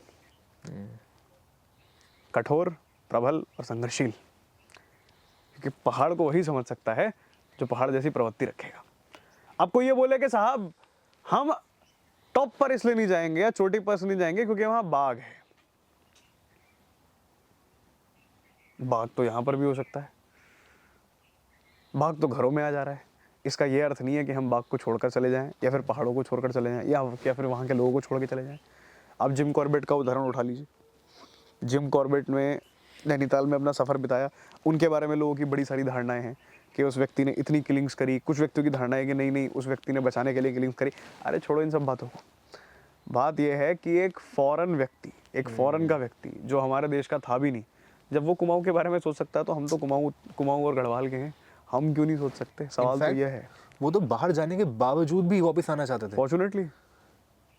फॉर्चुनेटली हमें बुरा बस इसी बात का लगता है जब दूर दूर से लोग हैं भारतवर्ष आ रहे हैं और वो चिल्ला रहे हैं कि भारत हमारा महान है, भारत हमारा महान है, लेकिन भारत का ही व्यक्ति कह रहा है कि भारत हमारा महान है ही नहीं, भारत में ये है, भारत में वो है, भारत में ये है, भारत में वो है। प्रयास तो करो, प्रयास करना बहुत जरूरी है। बहुत लोगों को ये भी लगता है ना कि छोटा सा इम्पैक्ट कर लेंगे हम लोग, क्या ही उखड़ जाएगा, तो वाली चीज़ है, क्या ही उखड़ जाए। हमसे अगर कोई पूछेगा कि आप क्या चाहते हैं अपनी एनजीओ के बारे में, हम चाहते हैं बंद हो जाए साहब, हमें काम ही ना करना पड़े, हमें बताना ही ना पड़े। The most successful day shall come, जिस दिन हम अपनी एनजीओ को केक कटवाने के बाद बंद कर दें कि साहब आज खत्म हो गया हमारा, आज कोई कूड़ा है ही नहीं, नीड ही नहीं है, नीड ही नहीं है हमें इस चीज़ की। और लेकिन ये तभी पॉसिबल है जब हर व्यक्ति इस बात को उद्धार माने कि हमारा काम है। कोई ये ना बोले नहीं नहीं ये तो नौकरों का काम है, इसको हम क्यों करेंगे, हम क्यों कूड़ा साफ करेंगे, हमारा काम थोड़े ना, हमने थोड़ा ना फैलाया। ये एटीट्यूड रहेगा फिर तो हो चुका था। भाई हमारे क्रांतिकारी तो पढ़े लिखे थे सारे, चाहते तो वो भी लेक्चरर बनते, प्रोफेसर बनते, पीओपी बनते, लेकिन नहीं, उन्होंने कुछ और ठान के सोचा कि नहीं साहब ऐसा नहीं, ऐसा करेंगे। अरे आप सचिंद्र नाथ सान्याल का एग्जाम्पल उठाइए, वो व्यक्ति काला पानी गया, काला पानी से छूटा, और काला पानी से छूटने के बाद कह रहा है फिर से पार्टी बनाएंगे। यहां व्यक्ति सोने के बाद बोल रहा है अब मैं मलेशिया जाऊंगा, फिर इंडोनेशिया जाऊंगा, फिर कनाडा शिफ्ट हो जाऊंगा। आप कनाडा ही शिफ्ट होने में लगे हो, आप यूएसए ही शिफ्ट होने में लगे हो। जब आपकी औलादे वहां शिफ्ट हो जाएंगी तो यहां कौन रहेगा? जब कोई व्यक्ति वहां जाकर बोलता है ना कि साहब हमारा भारत महान है, ये तो बात ही नहीं हुई। ये तो वही वाली बात हो गई कि आप काम करोगे, हाँ हाँ करूंगा करूंगा, हाथ लगा दो, हाँ ठीक है हाथ लगा दी। आपको एग्रीकल्चर आता है? हाँ हाँ आता है आता है। कैसे? पढ़ा है मैंने। तो खेत में कब काम करा? नहीं, खेत में काम नहीं करा, पढ़ा है मैंने। तो आता नहीं है आपको? आता नहीं है मतलब आपको? नहीं नहीं आता है, मैंने पढ़ा है। आपने खेत में काम करा? नहीं नहीं खेत में तो काम नहीं करा, तो आपने क्या पढ़ा है? तो वही वाली बात है, जो व्यक्ति बोल रहा है कि नहीं नहीं हम इंट्रिंसिक सपोर्ट नाम की कोई चीज़ नहीं होती, आपको उतरना पड़ेगा यहाँ पे साहब। यहाँ तो आपको उतरना पड़ेगा और तब काम करना पड़ेगा, है ना। वो आजकल आपने देखा होगा दिल्ली में बड़े सारे ट्रेड्स लग रहे हैं, फेयर्स लग रहे हैं, जहाँ पे महिलाएं जो हैं काम कर रही हैं। पहाड़ हमारा चल रहा है तो महिलाओं की वजह से चल रहा है साहब। बिल्कुल बिल्कुल। हमारा पहाड़ अगर चल रहा है तो महिलाओं की वजह से चल रहा है। और ये मैं गौरव से बोलता हूँ, आप सवेरे से लेकर शाम तक उठा लीजिए, रात के 9 बजे तक, सवेरे 4 बजे से लेकर रात के 9 बजे तक आपको लकड़ियाँ दिखेंगी यहाँ पर। बिल्कुल 12 से 14 घंटा। और आप उस व्यक्ति से प्रश्न कर रहे हो कि आप कितने पढ़े लिखे हो? अरे पढ़े लिखे नहीं है वो। वो पढ़े लिखे नहीं है, वो ज्ञानी है। बस ये है कि हाँ उनके पास तुम्हारी जैसी टेक्निकल नॉलेज नहीं है, बिल्कुल। लेकिन ज्ञानी है, उनको पता है कि पहाड़ क्या है। आजकल हमने देखा है कि लोग पहाड़ों के ऊपर पुस्तकें लिख रहे हैं, कैफे में बैठ के पुस्तकें लिखी जाती हैं। कंफर्ट में कंफर्टिंग पुस्तकें लिख सकते हैं आप, संघर्षशील नहीं। तो अगर आपको कोई संघर्ष की पुस्तिका लिखनी है या फिर अगर आपको कोई संघर्ष के बारे में बताना है तो आपको उस संघर्ष का तात्पर्य समझना भी होगा, उस जगह जाके ठहरना होगा जहाँ से वो संघर्ष शुरू हुआ है। अब एक व्यक्ति बोल रहा है कि मैं पहाड़ों के ऊपर पुस्तिका लिखना चाहता हूँ या पुस्तक लिखना चाहता हूँ, और आप सोच रहे हैं कि आप जो है नदी किनारे बैठ जाएं और आपको चाय मिलती रहे और कॉफ़ी मिलती रहे और आप पुस्तक लिखें, तो आप पुस्तक तो नहीं लिख पाएंगे, इस चीज़ की गारंटी है। हाँ एक कंफर्टिंग लव स्टोरी ज़रूर हो सकती है कि बढ़िया सी जो है आपने एक दुर्जोय दत्ता टाइप वाली एक बढ़िया सी कहानी लिख दी और उसके बाद जो है आपने उसको प्रकाशित कर दिया और आपने करोड़ों कमा लिए। तो हमारी जीत तो तब है जब हम पुस्तिका भी लिखें, संघर्ष के साथ भी लिखें, उसकी जितनी धनराशि आई उसका 90% दान भी हो। वो है पुस्तिका की धारणा, तब तो हम पुस्तिका लिखना सफल मानेंगे, वरना तो उसका औचित्य कुछ नहीं बैठा। शुभांगी जी, लेट्स डीप डाइव इनटू तामीर। ये आपने बड़ा बेहतरीन प्रश्न पूछा। तामीर जो है मैंने 4 साल पहले, या सही रूप से 5 साल पहले मैंने ज्वाइन करा उसे, और तामीर जो है दिल्ली बेस्ड ही एक एनजीओ है। ओके, मुझे लगता था कि पहाड़ हाँ, ये basically now it is headquartered in Haldwani Nainital. तो एक लड़का है, उसका नाम है सौरभ कोहली। उसकी बड़ी एक अच्छी कहानी है, मैं आपको बताता हूँ क्या हुआ था। दिल्ली में ये सब लोग छात्र हुआ करते थे, तो आपको पता ही होगा कि दिल्ली में क्या होता है कि जब दिवाली बनती है तो अगले दिन बहुत कूड़ा हो जाता है। तो इन 2-3 लोगों ने सोचा कि यार ऐसा करते हैं, अगले दिन सेंटा क्लॉज की तरह काम करके आ जाते हैं और सारा कूड़ा साफ कर देंगे और हो गया, एक दिन की फोटो डाल देंगे कि हाँ साहब हमने ये कर दिया। अब वो इन्होंने एक दिन करा, उसके बाद इनको खुशी मिल गई, इनको बोला ये तो बढ़िया काम हो गया यार, ये तो बेहतरीन चीज़ हो गई। फिर इन्होंने ऑर्डराइज करना शुरू करी और वो चीज़ सफल होती गई। फिर वो ड्राइव्स कब सफाचट में बदल गई, वो सफाचट कब एक्टिविज्म में बदल गया, वो एक्टिविज्म कब तामीर में बदल गया, पता ही नहीं लगा। तो इस सफ़र को 8 वर्ष हो चुके हैं। दिल्ली से ही इसकी शुरुआत हुई थी, दिल्ली विश्वविद्यालय के ही ये सभी लोग छात्र थे 3-4। मैं इनसे 4 वर्ष पहले जुड़ा, जब मैं चंडीगढ़ विश्वविद्यालय में मैंने जो है मेरी शिक्षा दीक्षा हुई थी स्नातकीय रूप पे, तब मेरा इनसे पहली बार पड़ाव बना और मैंने इनको लीड करा नैनीताल में। तो बेहतरीन लोग हैं, बेहतरीन ग्रुप है, बेहतरीन क्लब है, और इस क्लब के साथ रहने का, ग्रुप के साथ रहने का एक बहुत बड़ा फ़ायदा है, युवा हैं इनके पास। तो युवा को लीड करने का जो आनंद है वो और किसी में नहीं। अच्छा, आपको इनसे आनंद बहुत बढ़िया मिलते हैं। जैसे कि फॉर एग्जांपल मैंने बोला यार एक ड्राइव करते हैं, 3 घंटे की करेंगे। लड़के क्या बोल रहे हैं, क्या यार भैया 3 घंटे की, कम से कम 14 घंटे की तो होनी चाहिए, इतना तो खून है हमारे पास। ये एक युवा ही बोल सकता है। मैं अगर किसी बूढ़े व्यक्ति से बोल दूं ना कि हमें ड्राइव करनी है अंकल 2 घंटे की, अंकल बोलेंगे कि नहीं बेटा 1 घंटे की करते हैं। लेकिन युवा से आपको ये सीखने को मिल रहा है 14 घंटे की कर रहे हैं। अब मैं इनसे क्या बोलता था कि साहब एक ही जगह ड्राइव करेंगे, लेक में ही करेंगे। ये लोग क्या बोलते थे, दिखाना थोड़ी ना है, अलग अलग पहुंचो, अलग अलग जगह करेंगे, किसी को भी नहीं बताएंगे करेंगे। कभी कभार तो हमारे पास ऐसे ऐसे आइडियाज आए हैं कि हम लोगों ने बोला रात में ड्राइव करेंगे 12 बजे से लेकर 6 बजे तक, लेकिन वो हमने करी नहीं due to some risk and issues. कुछ एक हुई लेकिन कुछ एक नहीं हो पाई।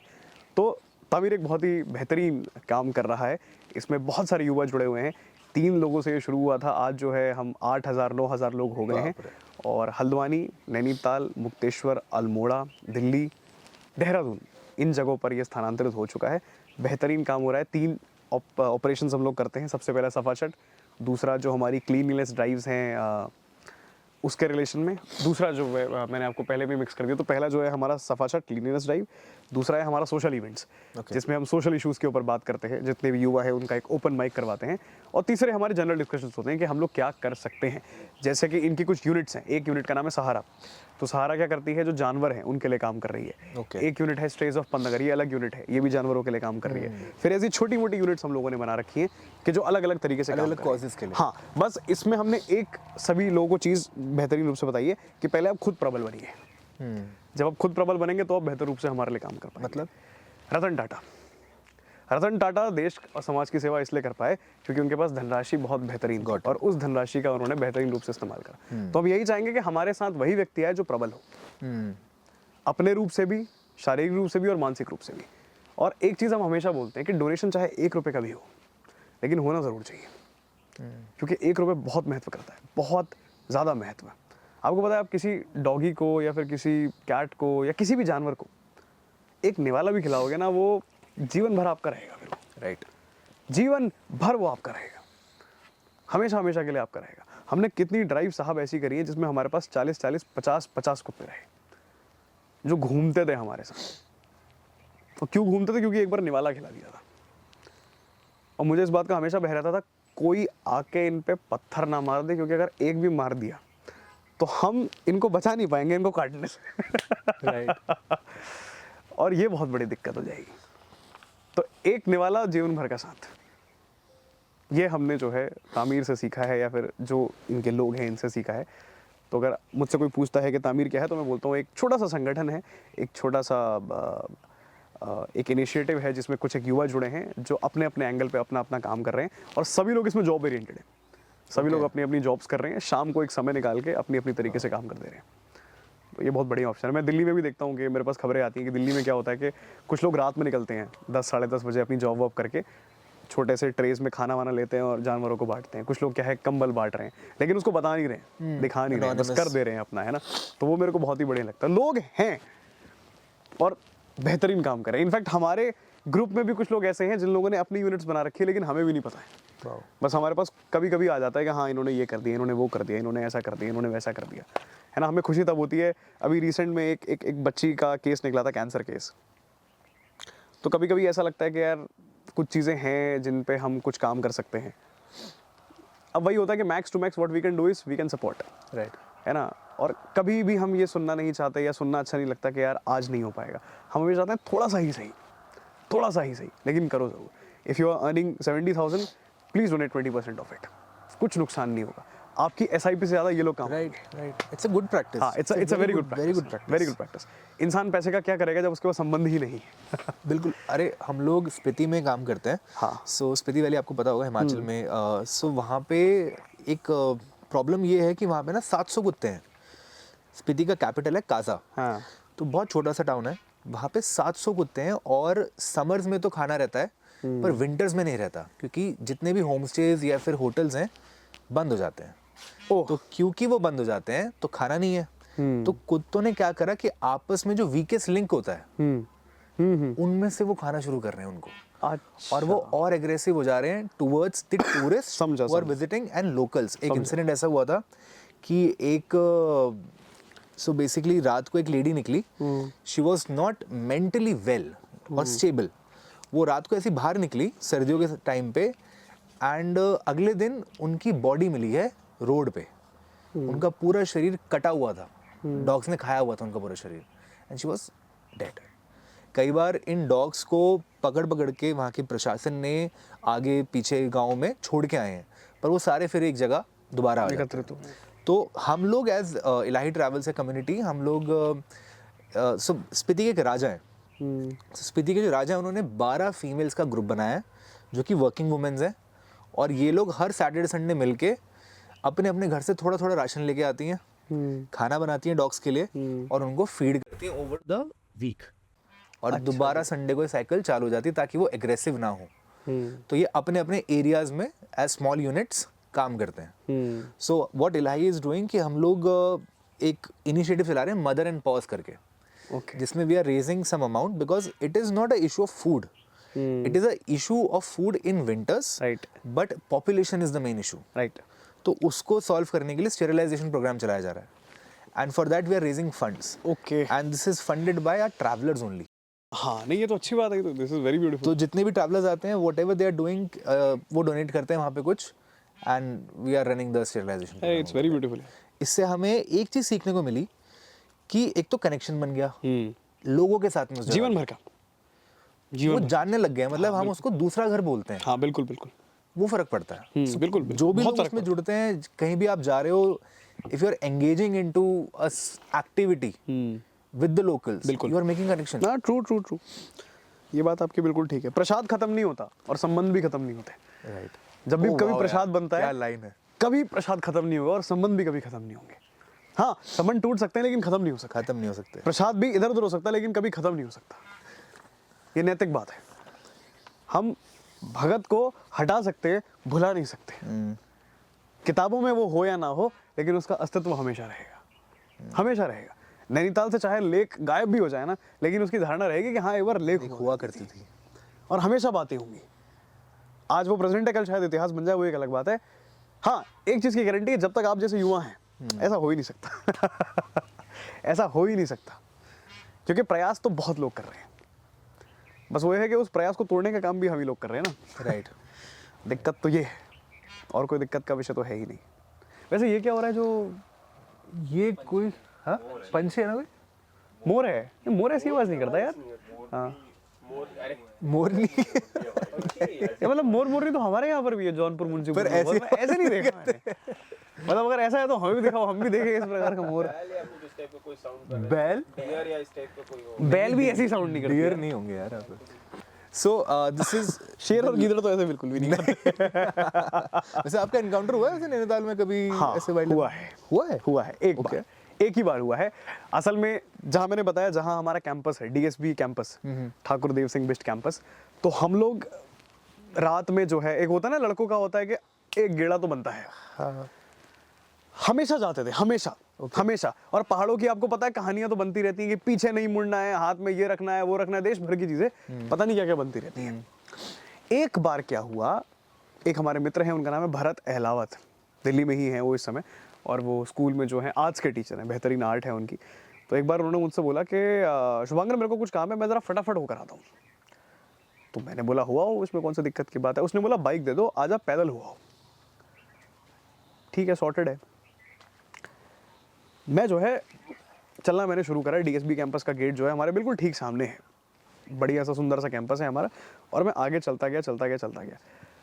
कान में मैंने ईयरपॉड्स लगा रखे थे। ओह।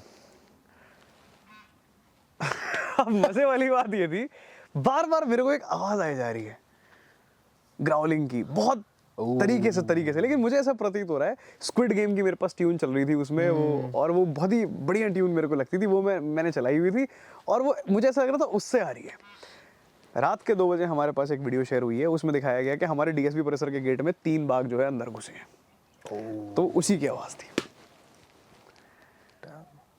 और इस प्रकार के केसेस बहुत होते हैं नैनीताल में, बहुत होते हैं। हम लोग कंफ्यूज कर जाते हैं कि वो शेर है, बाघ है, बाघिन है, ये है, वो है, क्योंकि अगर कोई भी जंगली जानवर दहाड़ेगा तो उसकी साउंड कम से कम 5 किलोमीटर के रेंज में गूंजेगी। इस चीज़ की गारंटी है। हाँ, शेरों का और बाघों का दिखना बहुत कॉमन है, बाघों का और बाघिन का तो बहुत ही ज़्यादा कॉमन है। एनकाउंटर्स ऐसा नहीं हुआ कि हमारे समक्ष कोई आ गया हो, नॉर्मल एनकाउंटर्स बहुत बार हुए हैं। बाइक से हम जा रहे हैं, गाड़ी से हम जा रहे हैं, number of time, at least more than 60+ times. हाँ, बस ये है कि जो ये वाला एनकाउंटर था ये थोड़ा पर्सनल था, क्योंकि हमें बाद में रियलाइज हुआ। अब जैसे एक क्षेत्र है रामनगर का क्षेत्र, आप कभी भी चले जाओ वहाँ पे, जिम कॉर्बेट जहाँ पे आप कहीं भी चले जाओ, हमारे एक रेंज पड़ती है, टांडा रेंज में हमारा कहा जाता है कि अगर आपकी 6 बजे से लेकर 9 बजे के बीच कोई दुर्घटना हो जाए तो सरकार जिम्मेदारी नहीं लेगी इसकी। वैसे ये एक अलग बात है, अन्यथा बात है, लेकिन ऐसा कहा जाता है। क्योंकि वहाँ पे जंगली जानवरों को आना जाना रहता है। वो पूरी एक जंगल की रेंज है, 20 किलोमीटर एक जंगल की रेंज चलती है। तो वहाँ पे जो है रात में ये घटनाएं होती रहती हैं। हालांकि अभी तक ऐसी कोई घटना जो है बीच में सुनने में नहीं आई है, लेकिन ये जो रामनगर की बेल्ट है ये बहुत कॉमन है, क्योंकि ये ओपन नेशनल पार्क है, ओपन नेशनल सेंचुरी है। So it is totally open to all. अब बाघ तो राजा हैं, है ना। हमारे ऐसे पहाड़ों में भी कहा जाता है कि हमने अपने डेवलपमेंट के लिए घर बना लिए, घर तो इनका है, राइट। कि वो लोग जाएंगे कहाँ। कल के दिन तुम फॉरेस्ट में आग लगा दो, जंगलों में आग लगा दो, फिर बोलो हमारे यहाँ बाघ आ रहे हैं। अरे तो बाघ और कहाँ जाएंगे, उनको रहने के लिए एक जगह चाहिए। तुमने चोटियाँ तक जला दी हैं तो जाए कहाँ। उसके बाद तुमने शराब की बोतलें फेंक रखी हैं तो उनके पाँव पड़ रहे हैं, वो चिल्ला रहे हैं उससे। जंगलों में आग लगी हुई है, वो चिल्ला रहे हैं उससे। खाने के लिए तुमने कुछ छोड़ा नहीं है, वो चिल्ला रहे हैं उससे। तो व्यक्ति नीचे तो आएगा ही आएगा, आई मीन जानवर नीचे तो आएगा आएगा। और दोष डाल दो कि वो अटैक्स कर रहे हैं। तो सेंचुरी तो बना दी गई, लेकिन सेंचुरी की मेंटेनेंस बहुत ज़रूरी है। वो कहते हैं ना कि पहाड़ों के ऊपर रिसर्च करना और पहाड़ों के होने में ज़मीन आसमान का फ़र्क हो जाता है। तो research is a very different thing और होना is a very different thing. और बहुत सारे ऐसे लोग हैं जो लोग बहुत बेहतरीन काम कर रहे हैं पहाड़ों में। हमारे एक व्यक्ति है, उनका नाम है यशोधर मटपाल, 90+ व्यक्ति। क्या ज़बरदस्त काम है उस व्यक्ति का, क्या ज़बरदस्त काम। उस व्यक्ति ने एक म्यूजियम बनाया है। Okay. That museum is entirely based upon ancient art, पूरा का पूरा। उनकी ड्राइंग इतनी बढ़िया है, पेंटिंग इतनी बढ़िया है। व्यक्ति अगर अपना पेंटिंग स्केच बनने लगे तो 6-6 घंटे पेंटिंग स्केच बनाएगा, सिर्फ एक पेंटिंग स्केच।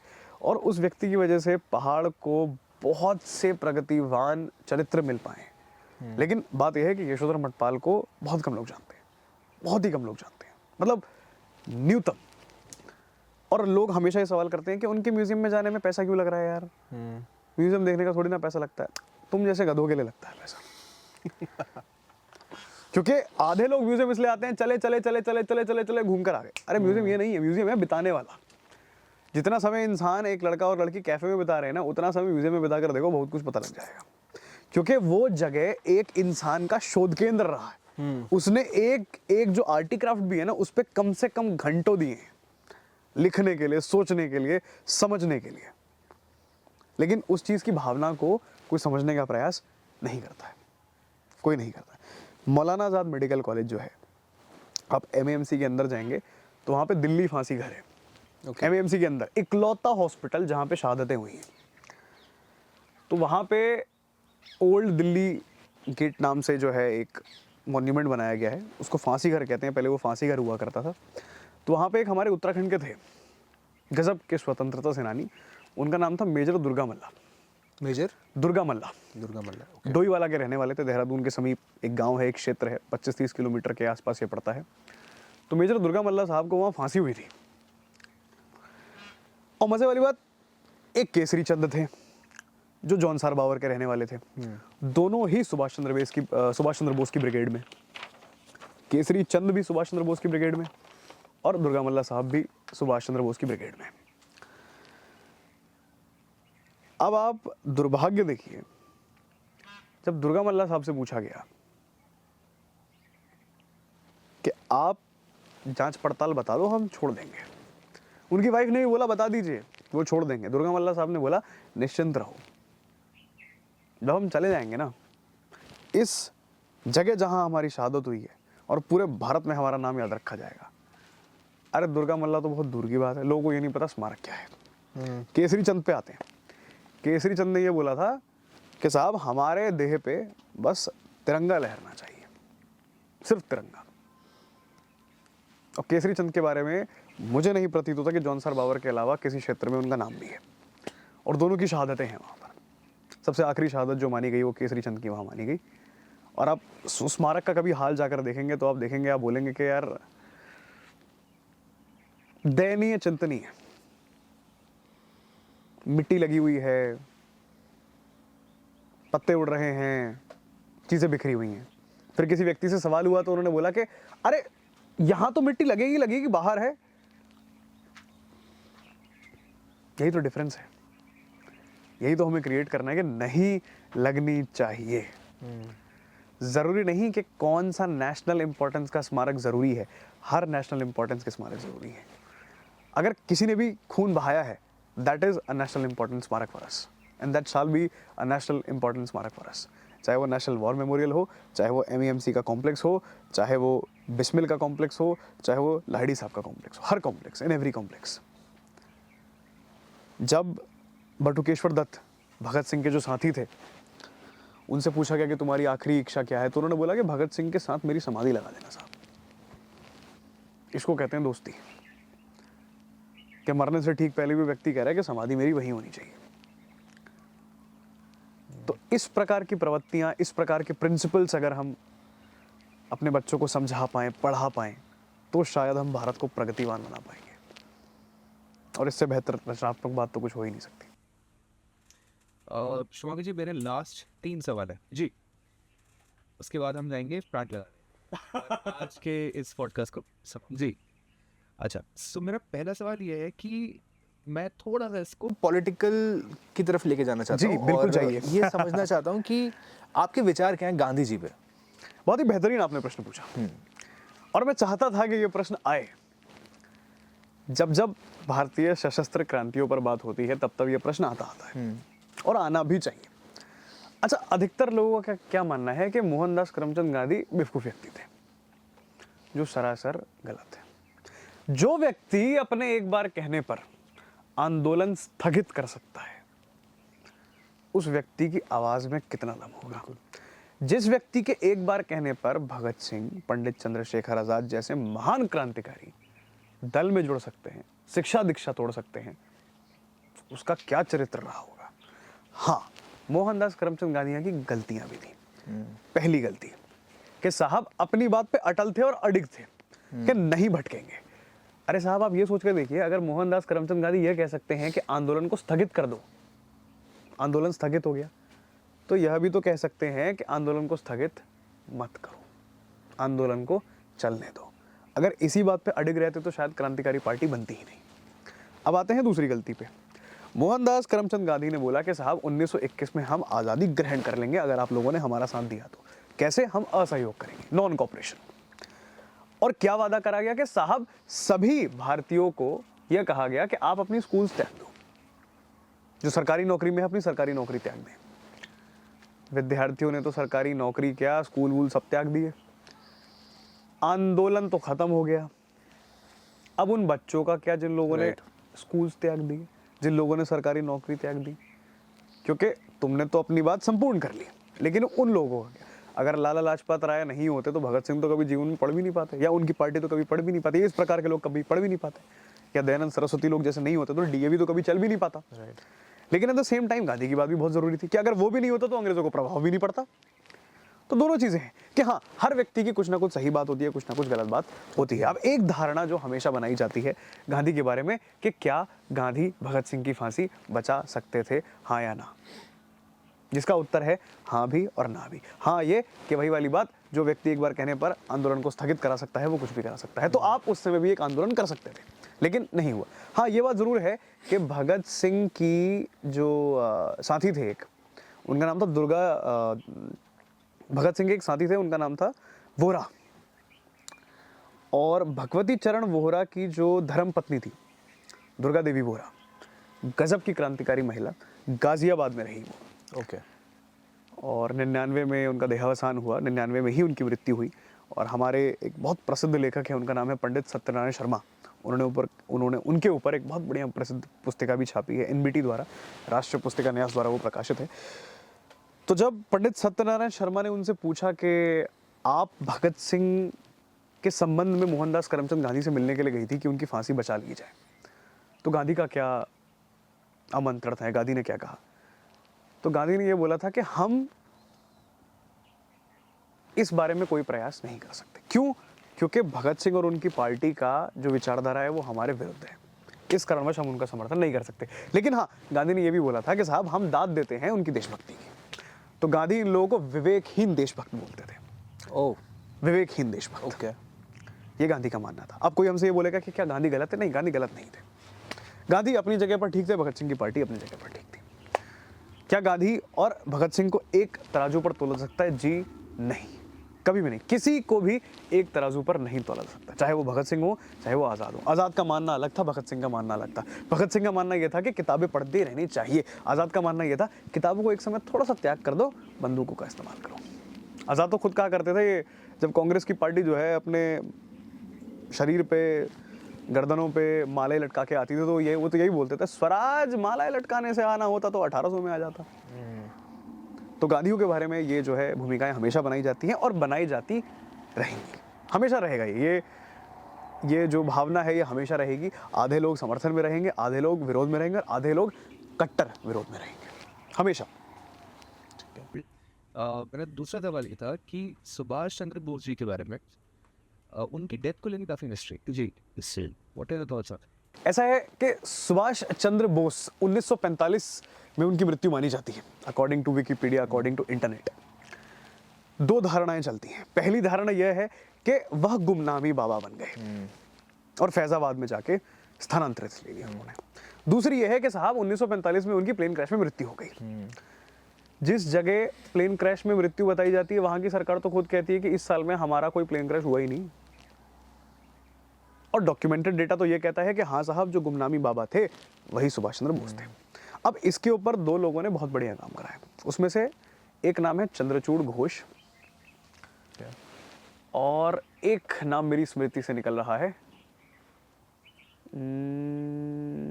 बहुत ही बेहतरीन काम है। उन्होंने एक पुस्तिका लिखी है गुमनामी बाबा करके, नाम मेरे दिमाग से निकल रहा है। अगर आप उस पुस्तिका को पढ़ेंगे तो उसके हिसाब से उत्तर यह है कि साहब 1945 के बाद वो जिए और बेहतरीन रूप से जिए और गुमनामी बाबा को उन्होंने रूप धारण करा और जो है अपने समय पर ही वो गए। अब सवाल ये आता है कि ऐसा क्यों करा उन्होंने?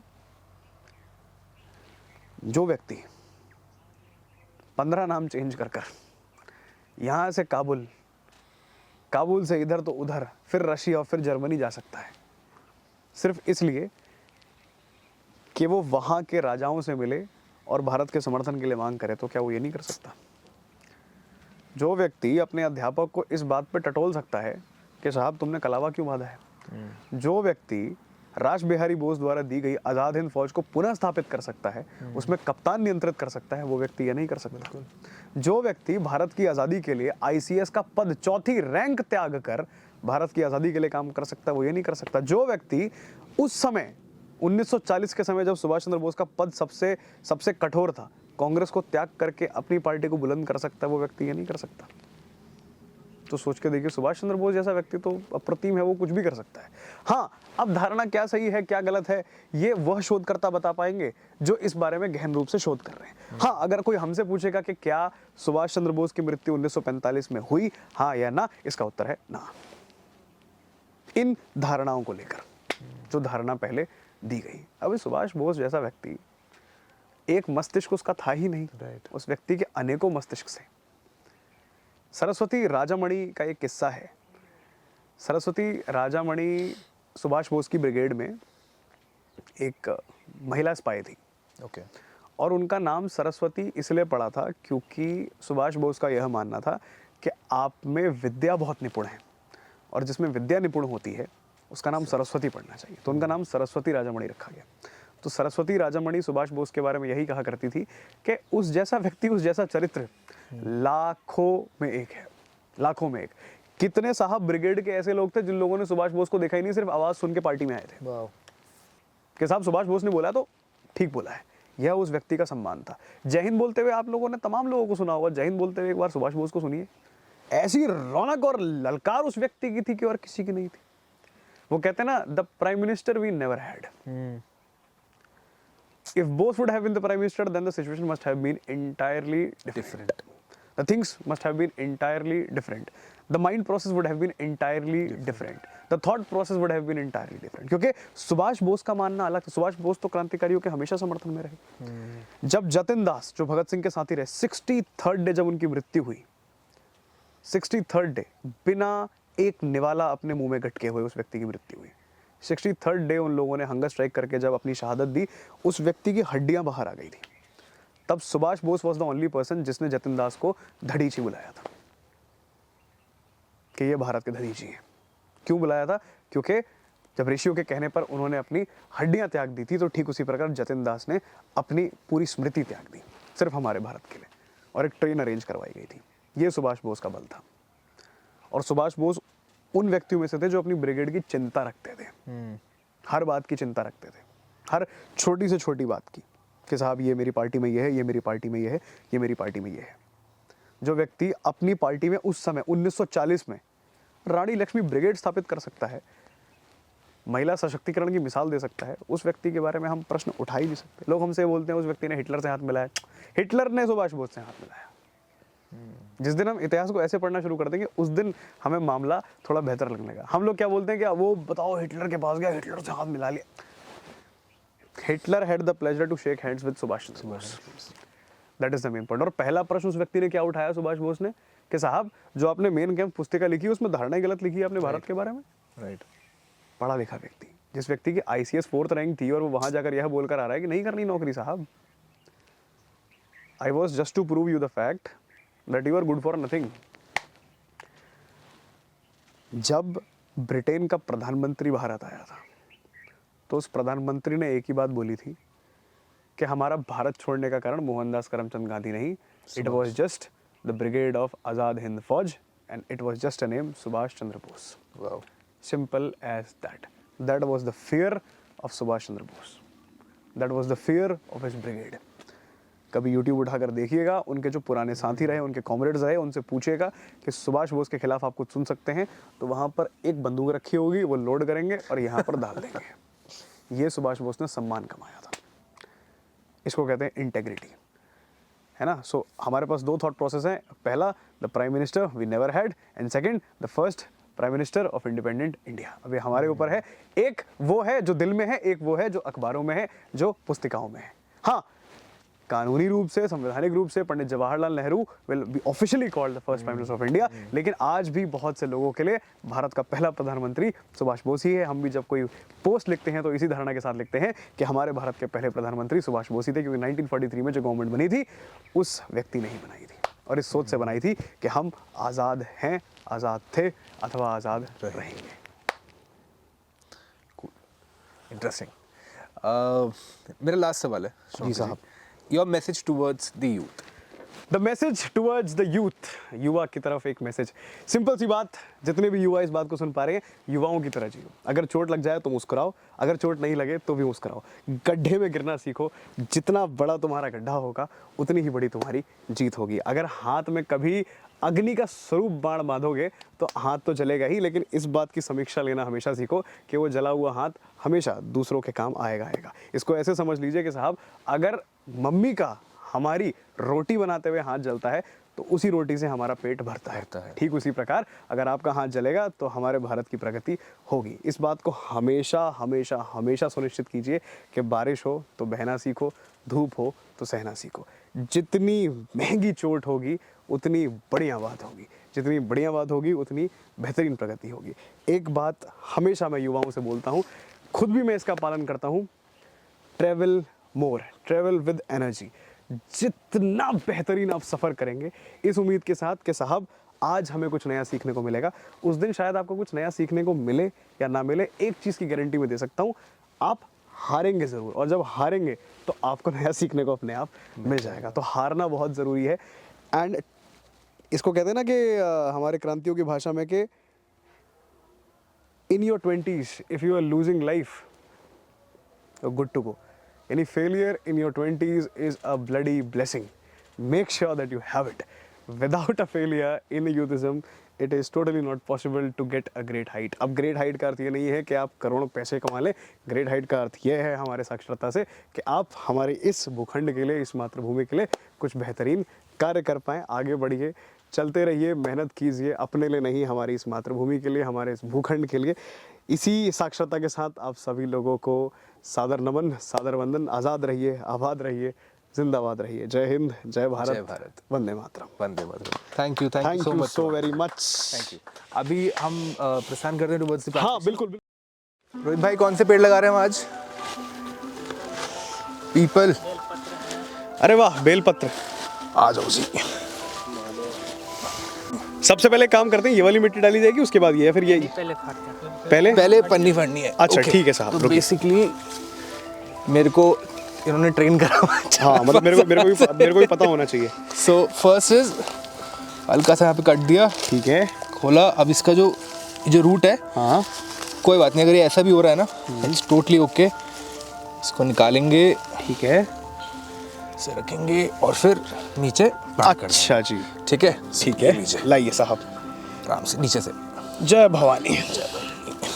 आहा हा, आराम से इसका रूट बॉल, हाँ मैं ये डाल देता हूँ। इससे एक और बहुत बढ़िया बात याद आ गई मेरे को, अगर ये चीज़ रिकॉर्ड हो रही है तो उसको ज़रूर करना।